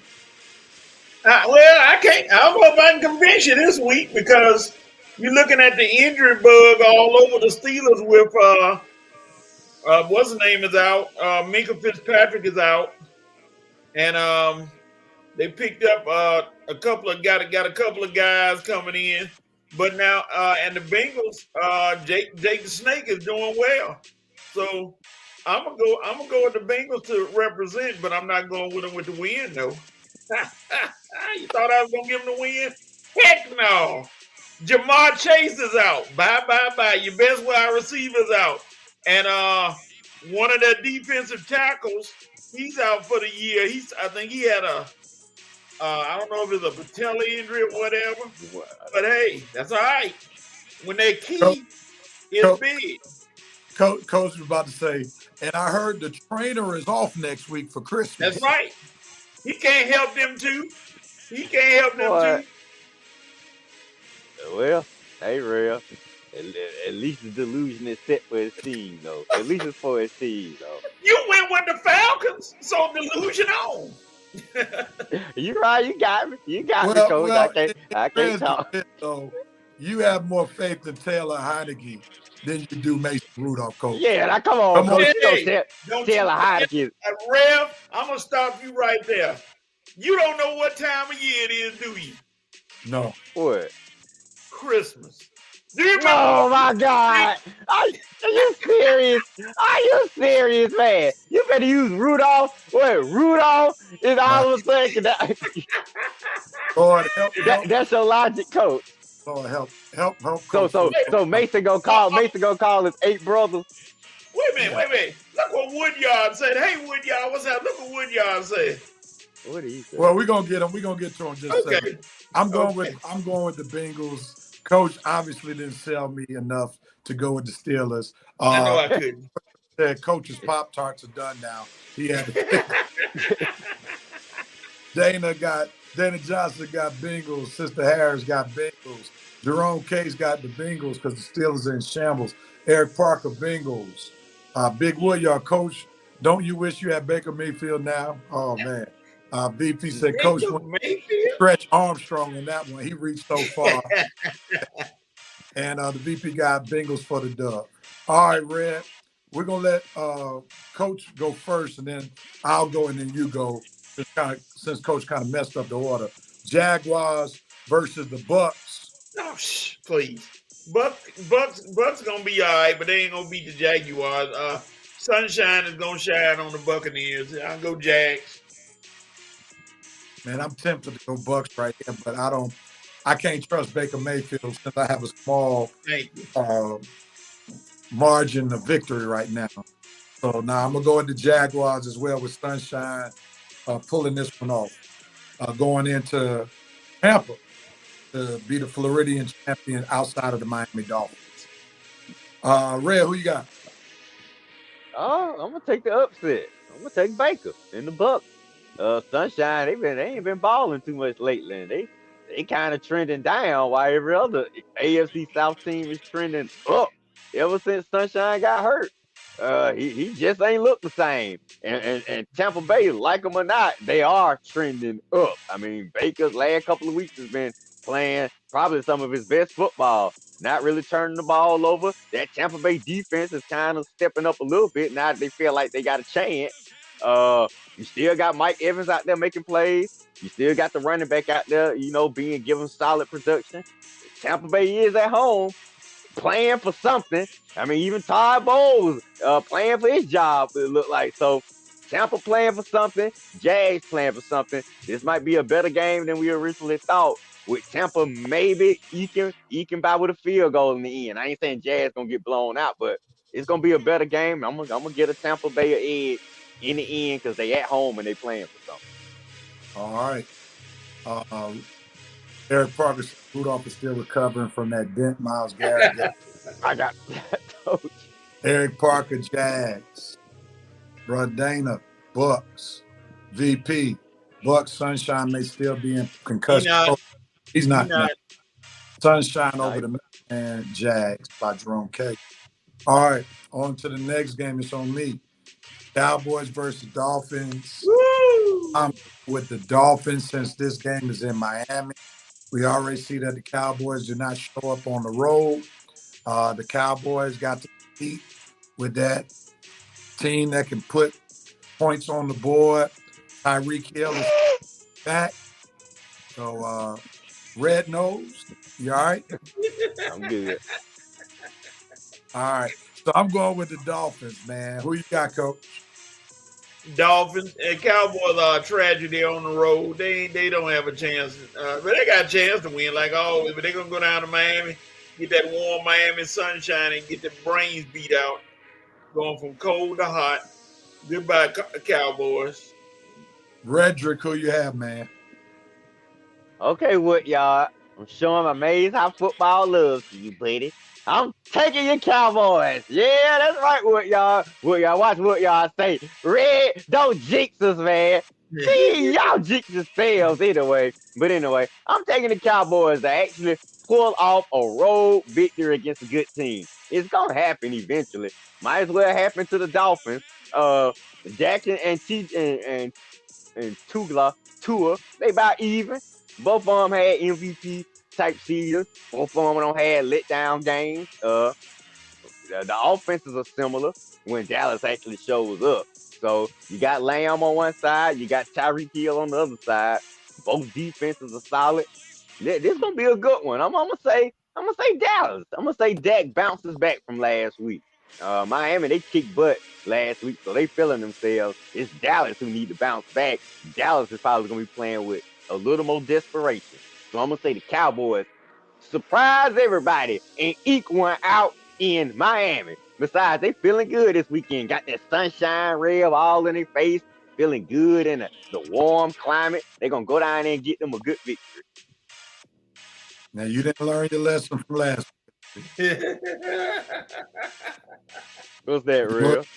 Cowboys last week, and they got drilled. Oh yeah, that's right. That's what I need.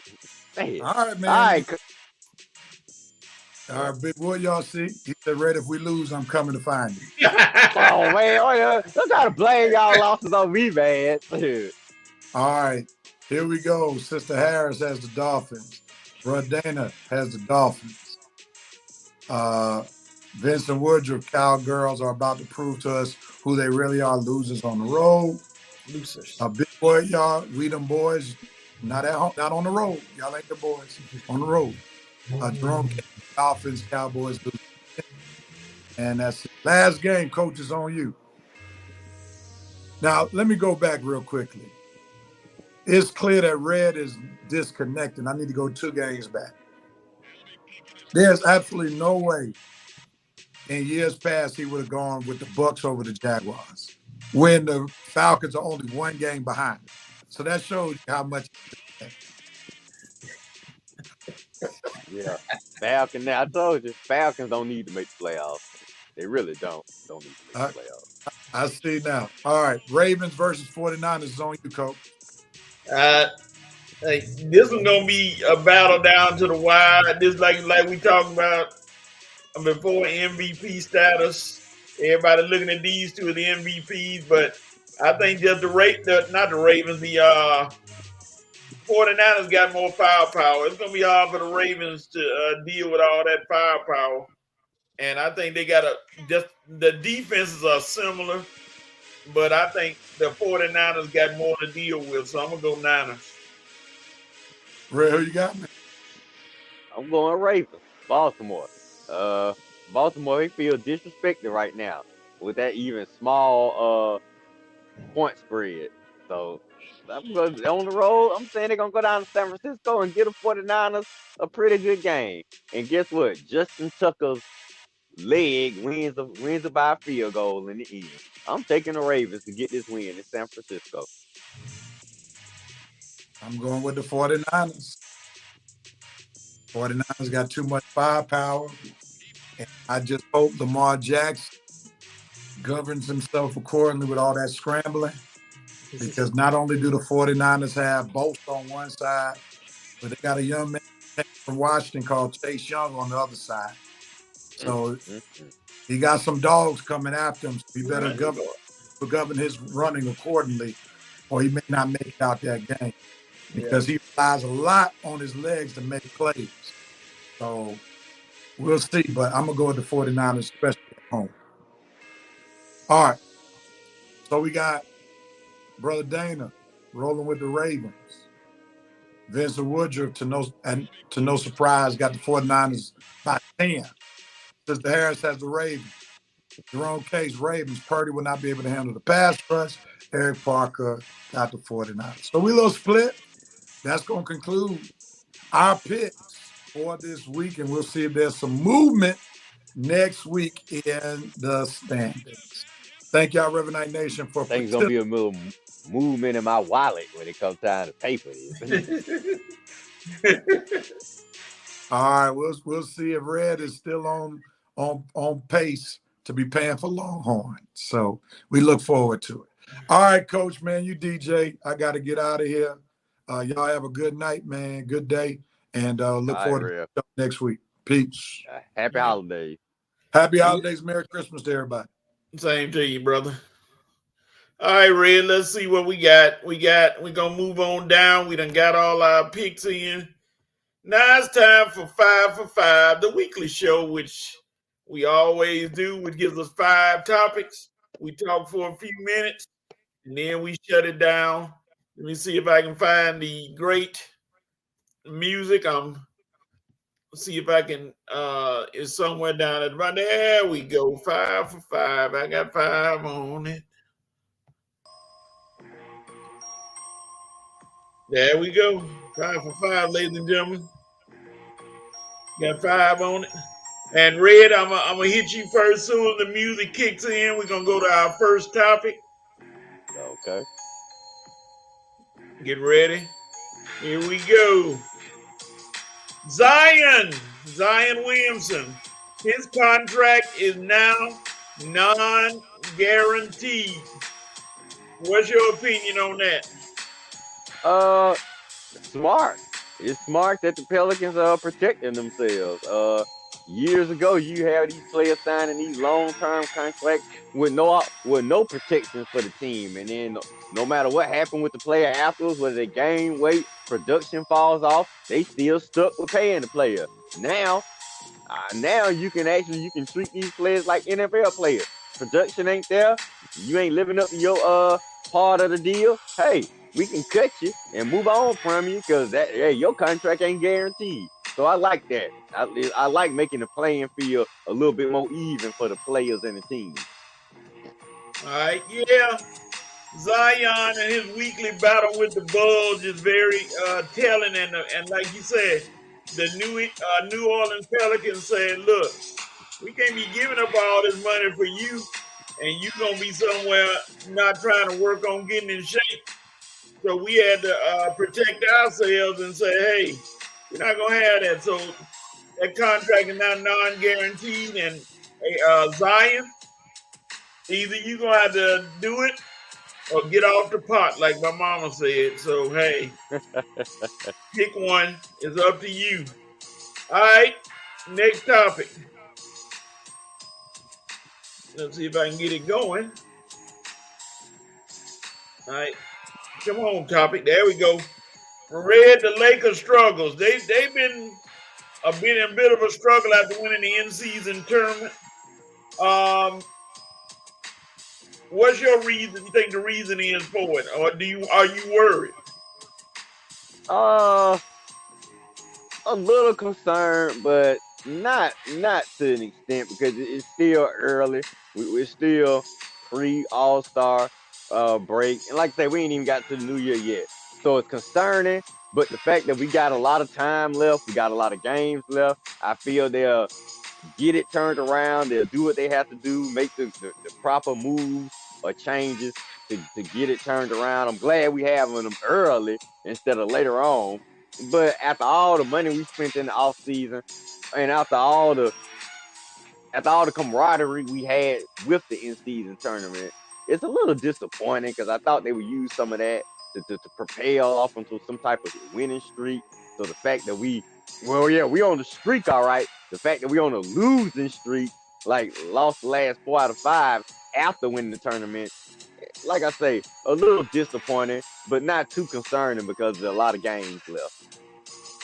Yeah, it's early, and there is some reason for concern because of the way they played during the tournament, and now this season they done hit a bump in the road like teams always do. But the Lakers are a different entity. People talk about them, so they got to decide how it's going to work out for them. And nobody thinks that they're out of it. It's too early in the year, so they gonna turn it around and gonna show everybody that form they had during the tournament. So stay tuned for that. We'll get it back. Yep. All right. Sister Ms. Harris says Zion is too unreliable. Vincent said Zion had to get himself right now, eat right, do right. Come on, bro. Please do not embarrass our hometown of Spartanburg, South Carolina, by eating your way out the league, Buster. Hey, man, them beignets, VP, them beignets and boudin. Hey, you gotta watch it. Whew, I'm stuck. Yep, Jerome said Zion literally ate himself out of me and looking like the Shoney's mascot. Dog, that means he too big. G, what's up, guys? Sorry I'm late turning in, overslept. That's okay, G. We still here for another few minutes. What's up, big dog? Glad to have you. He said Zion needs to get out of the pot, not off the pot. Okay? I guess Zion, he said, Jerome also said the spirit of Kobe has cursed the Lakers for hanging that silky banner. Yeah. Kobe looking down and checking things out. And G says Zion too fat, can't trust him long term. Well, he got time to prove himself. Because running him down that court gonna make him lose weight. I know that. All right. I agree, G. Yeah, next topic. George Pickens, Mr. Pittsburgh Steelers rookie, not a rookie anymore, struggling with blocking somebody and then using the excuse, I ain't want to get hurt. Red, I'm gonna let you go before I drill Mr. Pickens. Go ahead. Yeah, I about to say, Coach, you probably gonna have a lot more to say on this clown than me. But he did. He played for both our teams. He played for my Bulldogs. He playing for your Steelers. And a lot of folks were saying that he had these issues when he was at UGA. I guess I was blind to the fact because I remember he was hurt for most of the time at UGA. And when he was healthy, I just wanted him to play in games. So I probably didn't pay that much attention to his personal issues. But man, Pickens, dude, you got some nerve. And you are really a disgrace to UGA. For the display that selfish type of attitude, man, this is football. One of the ultimate team games. And your brothers depend on you out there. And for you to say, I wasn't trying to get hurt, and all your brothers on the team saying, I would have blocked for him, but I guess him blocking for me is just something that he don't do. Man, this is disappointing, embarrassing, and just a disgrace, man. Now, I know Coach gonna really get on to you because I know him being a coach, how he feel about team and how he feel about his Steelers. But, man, dude, you are a disgrace to us at UGA because that was selfish. And any one of your players get hurt because you refusing to block, dude, and that is just not what the Steelers represent. So, really, dude, you just not a player I'm respecting right now. And I'm gonna let Coach go on into you because he's a Steelers fan. But right now, I am very disappointed and ashamed by you, Mr. Pickens. Yeah, George Pickens is a question mark. He's another one of those that think talent's gonna override ignorance. And the thing about it is, Mr. Pickens, is when you out there on that field and you didn't block, everybody saw it. It ain't like you could hide in the middle or get involved in the play that when they're not looking at you. Everyone in America has seen this now. And for you to not to block for your teammate, unacceptable, dog. I mean, and what's funny, at the beginning of the year, you were seeing him out there throwing blocks. He was blocking it at the beginning. Now, all of a sudden, some spirit of diva done got into him, and he think, well, they don't. I know what it is. They don't throw me the ball enough, so I ain't gonna block. So that's what's happened. That's what's happened. He wanted the ball more. He's not gonna get paid. Exactly. He's not gonna get paid either.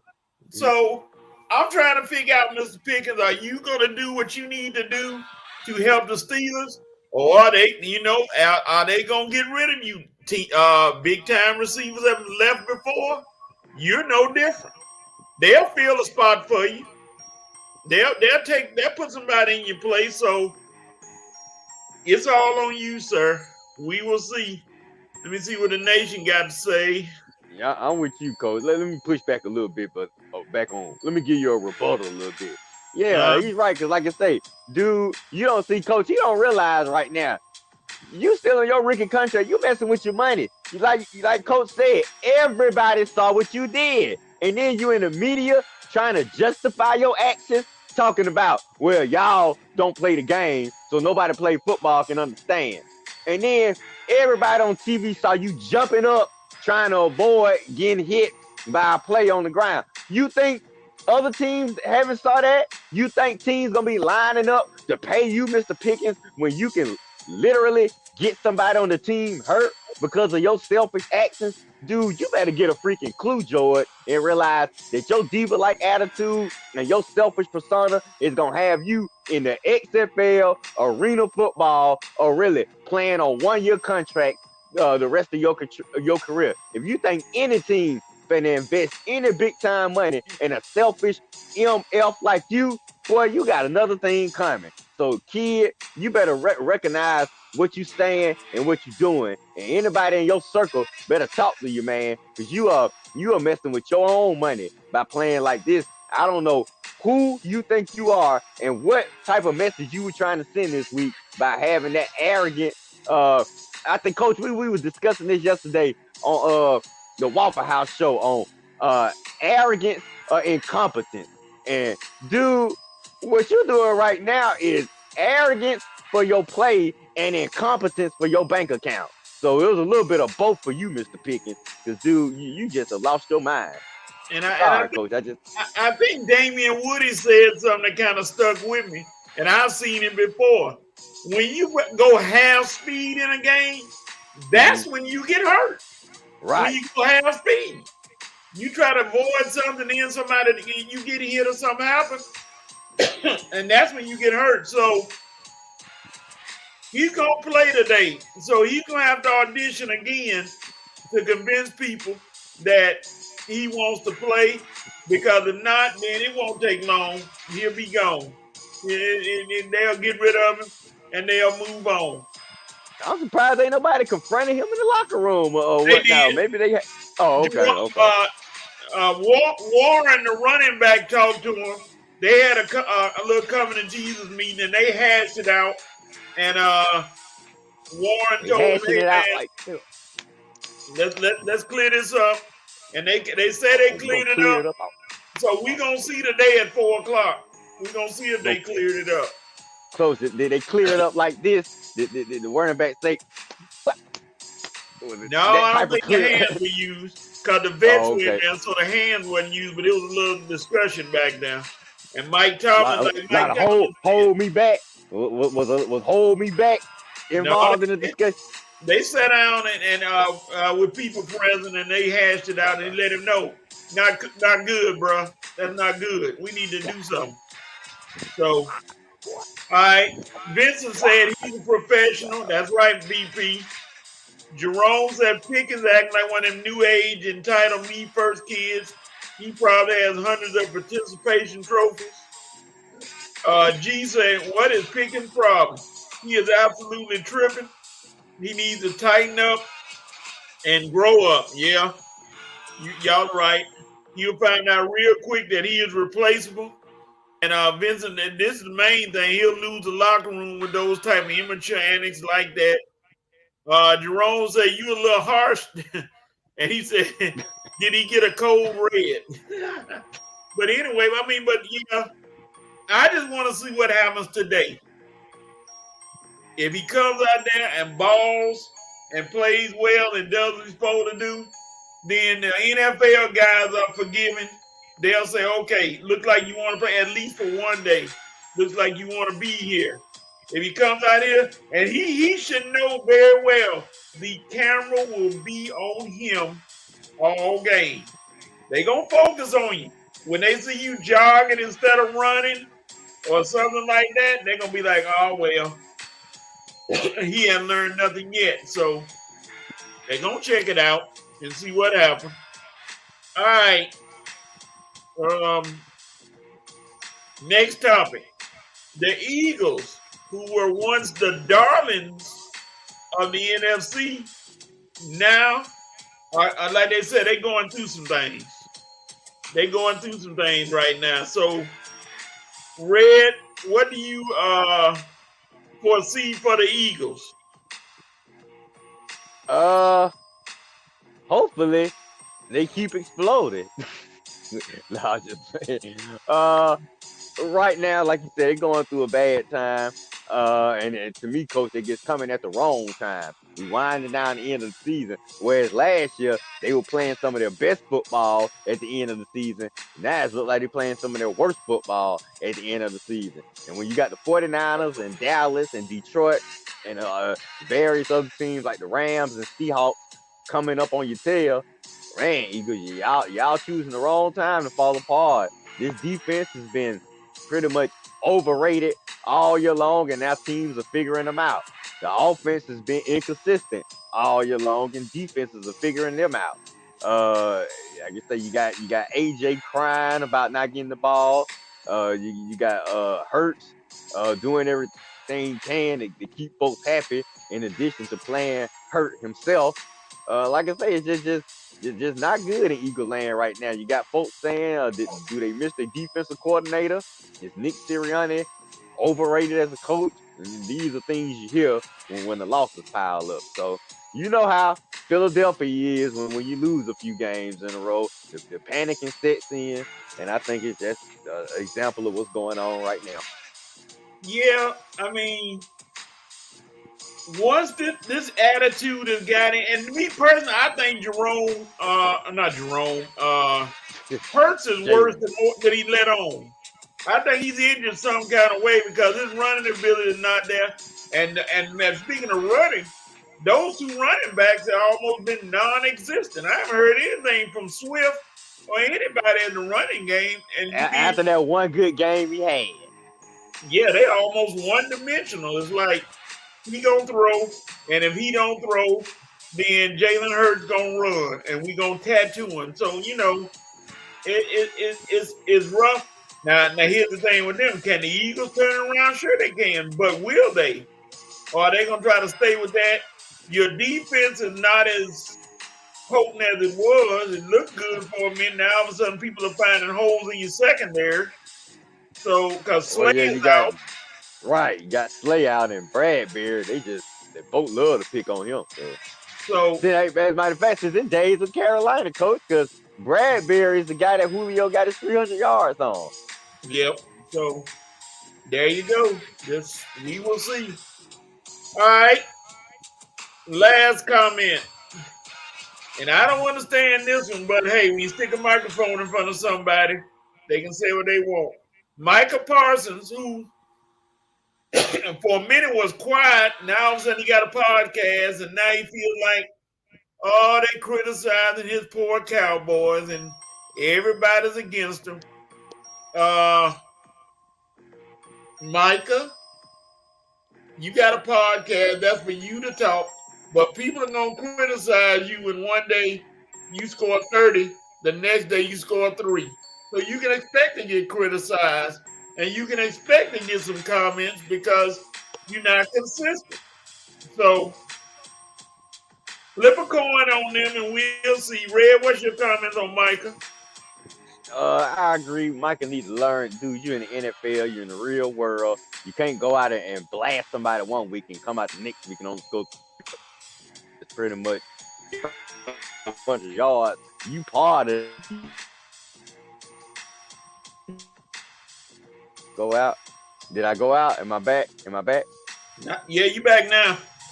Okay. All right. Well, anyway, like I say, Micah, you can't blow somebody out one week and come back next week and get blown out yourself and then give up over 200 yards rushing and then think that nobody ain't going to say anything. Dude, y'all defense is supposed to be a historic defense according to you. And every time y'all lose games, it's like y'all getting gashed in the running game by plenty of running backs. So obviously your defense ain't historic. And I guess Micah can't take the criticisms because you were supposed to be defensive player of the year, and that is out the door now because every time the Cowboys lose, you or your lack of production is part of it. So sorry, Micah, you got to take the criticisms just like you take the praise. Yeah, I mean, like you said, your team is scrutinized a lot because it's the Dallas Cowboys. Y'all claim to be America's team and all this stuff. Right. So when you get the praise, you're going to get the criticism. So you just need to take it, and you need to just try to play ball, sir, because it's going to be a crucial stretch for your Cowboys, and everybody's going to judge you all, not only if you make the playoffs because you're in the playoffs, but they're going to judge you what y'all do. If you go in the playoffs and lose that first game, then you may want to shut your podcast off because they're going to be coming for you. Because y'all expected to do good. They've seen Dak Prescott, and at one time he was an MVP candidate. So let's see what happens. All right, the nation. Let's see what the Revenite Nation had to say. Let me scroll. Oh yeah, Jalen and Jerome said Jalen is hurt. He doesn't seem like 100%, and he seems very frustrated that some teammates may not be giving 100%. While he's out there risking his career. All right. VP says Mike is obviously still learning that when you talk the talk, you got to walk the walk. Yes, you do. You certainly do. Red G said Red pretty much expressed the same sentiments I have about Philly. With the coaching changes from the OC to the DC, it appears they lost some of that mojo. Yeah. It's looking like... You got to cash these Super Bowls in when you get a chance. You never know how the next season going to turn out. Jerome said Micah has the right to say whatever he wants, but he needs to accept the level of scrutiny that comes with being a Cowboy as well as a generational talent. Yeah, they're going to get you. They're going to get you if you mess up. The VP wasn't so nice. He said them boys are posers. They are wannabes, period. If they lose this week to the Dolphins, I'm gonna have to agree with that because that's gonna be like all the good teams on the road they don't lost to. Yeah, it's gonna get ugly. if they lose this game, because these games are tests to see how they gonna handle it. Because if they get in the pros, I mean, they're not the pros, the playoffs and can't handle it, and they get out there and lose, then Micah, stay tuned. You think they're on you now? They gonna rip you apart, and you know, well, you gotta have thick skin, son, because that's the business that you in. All right, we come close to the end of the show, and of course, when we get down to the end, we ask somebody who has the right to do what. So, Red, who has the right to do what and why? All right. Let's see. That's a lot of folks that need to have a right to do a lot of things this week. I guess I'll keep it local. Falcons, you got a right to show the fans that you ain't dead. You still got a little life here. Whatever few fans show up to the game tomorrow, you still have a right to play hard and to give them something to cheer for. But being the emotionless and disappointed fan that I am, I doubt that you'll do any of that. But you got the right to, though. You got the right to show up and win versus the Colts tomorrow and let us know that you're still alive, or you can just lose and die and just say we waiting on next season. But either way it goes, Falcons need some changes. But anyway, Falcons, you have the right. Yeah, I'm gonna throw two quarterbacks in there, Taylor Heineke and Mason Rudolph. You have the right to crush anybody's stereotype of both of you, because right now you two don't look that good in people's eyes as starting quarterbacks. So hey, you got your stage right in front of you. Here's the time you got to show. If you are you talk the talk, that like what's name said, talk the talk, walk the walk. Hey, this is your time. Neither one of you are saying a whole lot, but you got a chance to walk the walk come today and tomorrow and show everybody what's up. Ain't this funny, Coach? We both playing quarterbacks that's equal to them. You got Mason Rudolph versus Jake Browning, and you got Taylor Heineke versus Gardner Minshew. So it's really the battle of the second tier, third tier QBs tomorrow. Everybody got a chance to show folks what they really about in these two games tomorrow. Yeah, maybe you can shock the world, just like Jake Browning can keep proving folks like, man, the Bengals might got the best backup in the NFL. So and they say the same thing about Gardner. Yeah, because the Bengals were giving up for dead when Joe Burrow went out. They were like, oh well, they the Bengals. The Colts too. Yeah, they were when Jonathan Taylor went out and the Corey Richardson. They were like, yeah, whatever. They just gonna be playing just to play and just try to finish a high draft pick. All right. Jerome said the Cowboys lose to the Fish. Skip Bayless will have a fit. Now he's gonna have a coronary. Because all that time he does for the Cowboys, he won't be show up Monday. He gonna throw a few jerseys in the trash can if they lose to the Dolphins. Yeah. You all had a right to have a merry and safe Christmas. Go Niners. Thank you, VP. Oh, yeah. Right? Thank you. That's right. Merry Christmas to all our fans, from me, Coach and Rev. Merry Christmas and have a happy holidays to the Rev Night crew, all our watchers, all our fans. Thank you so much for tuning in religiously every Saturday. So we just making sure before we get out of here and don't say it, happy holidays to all of the fans of the Red Rev Show with Coach and our money. All right, Coach. All right, G said, Mr. Blank, you had a right to sell the darn team or show us fans that you really are truly invested. We fans are losing trust in you to run the organization. Fix it, fix it, fix it. Yeah, that's gonna be on display tomorrow too. Lakers, you had Lakers, you had a right to take that banner down. Kobe said, y'all hang championships and nothing else. That's gonna be a point of contention all year. I agree.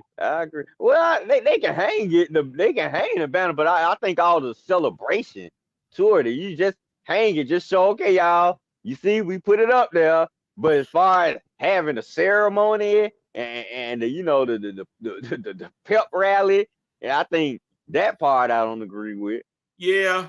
What do you think about the champagne celebration?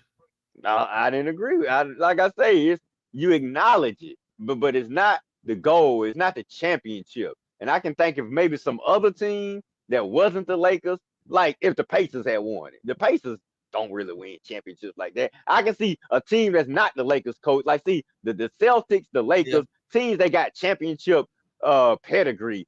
We don't need to be acting like we ain't never won nothing before. Now, if the Hawks had won it, a team like, or a Sacramento Kings had won it, or even the Phoenix Suns, those teams ain't never hung nothing before. I can see them going a little more overboard than the Lakers. But LeBron, he just got to celebrate everything. Yeah, that's where you lose people at, and then people don't really get with you on that. I mean, considering you have been where you are, doing what you're doing. So, yeah, that was kind of a sticking point with some people. Wait a minute. Jerome said hanging in the lobby. Yeah, it ain't going in the lobby now. It needs to go up in the rafters. Just don't make a big celebration about it. Just like when you go to the game and say, hey, fans, remember that NC tournament? You just point to it. There it go, up there. Okay, let's get the game started. We don't need the dim the lights. We don't need to have fireworks. You know how they had a little spotlight when they darken the arena and hey, everybody, look, y'all, dun dun dun, out of music. We don't need all of that. Like I say, you can just tell everybody where is it at. It's located right up there next to the banners. They can have a quick look, and we moving on. No celebrating, no champagne, no pep rally. Those, like Kobe and other folks have said, those are meant for championships. I agree with that part. So, you got to have some championship pedigree. And I have no idea why LeBron is like, I think this probably some of the reason that a lot of folks are upset with LeBron too. He always act like he never been there before. Dude, you got 4 rings, 4 MVPs, plenty of accolades, and he the main one out there, coach. Yeah, let's pop the champagne. Let's celebrate. Calm down. They gonna bring this back up if the Lakers don't win the championship. They gonna somebody that don't like the Lakers gonna bring that up. Oh, Eric, Eric just waiting to throw it up in my face. And like I say, Eric, Coach, I wouldn't even be upset if you said something like, oh, y'all, you're right, because we would deserve it, because you're right, we're making a big deal about this. But I'm like you, though. I thought it was a bit excessive. It was good that you won, and I said, wow, they came up and won that thing. But then all the champagne popping and all that stuff, the season's still going on. Yeah. So, I hope it don't end. I hate for it to come back to bite them, but we'll see how they respond. Because right now, they're not responding very well. So, well, like LeBron, you show out like this over an NC tournament, you better be ready to take the heat. If the Lakers get eliminated in the playoffs, because like you say, the Laker haters and all the medias that like when the Lakers lose, they ready to throw this up in LeBron's face. So I just hope he's ready for it. Yeah, Jerome said Merry Christmas to you. Let's see, Merry G Christmas, said Jerome. The season battle was so lame. He said hanging in the locker room or the boardroom. All right, man. No, it's going up in the rafters where it belongs. Don't pay. Gangster's thing would be to not celebrate. I agree with that. G said he believed the NBA commissioner made him have a ceremony to try to sell the tournament. I agree with that, G. That's a good point. I think that's what a lot of folks were saying, that they made the Lakers celebrate it or acknowledge it a little bit more than they probably would. But I think LeBron, just like the NBA commissioner, they love these look at me moments. And I don't know why the guy that y'all say is the NBA GOAT, dude, why are you always having these look at me? I'm LeBron. Dude, MJ showed some coolness. He wasn't always look at me. I'm telling you, Coach, this is why folks still say MJ and Kobe over LeBron, because LeBron is always, he like a little kid in a candy store. Woo! I ain't got wait to get some candy. Man, will you calm down, boy? You don't want all this stuff acting like a little kid that ain't never won anything. Can't take them nowhere, acting like they ain't never been nowhere before. LeBron get all excited when he go to Disney World, coach. Matter of fact, I bet LeBron be more excited doing some of this stuff than his kids be. Wow, y'all, we in Disney World. Woo! Will you calm down, Dad? Jeez. All right. Hey, ladies and gentlemen, that's all. Happy holidays to you too, G. Appreciate you showing up. Everybody, Merry Christmas. This is the show for today. We want to say goodbye. Once again, enjoy your holidays. Celebrate with your family. Eat a lot of good food. And we will be back right before New Year's for our final show of the year. So join us then. Talk to you later. Hey.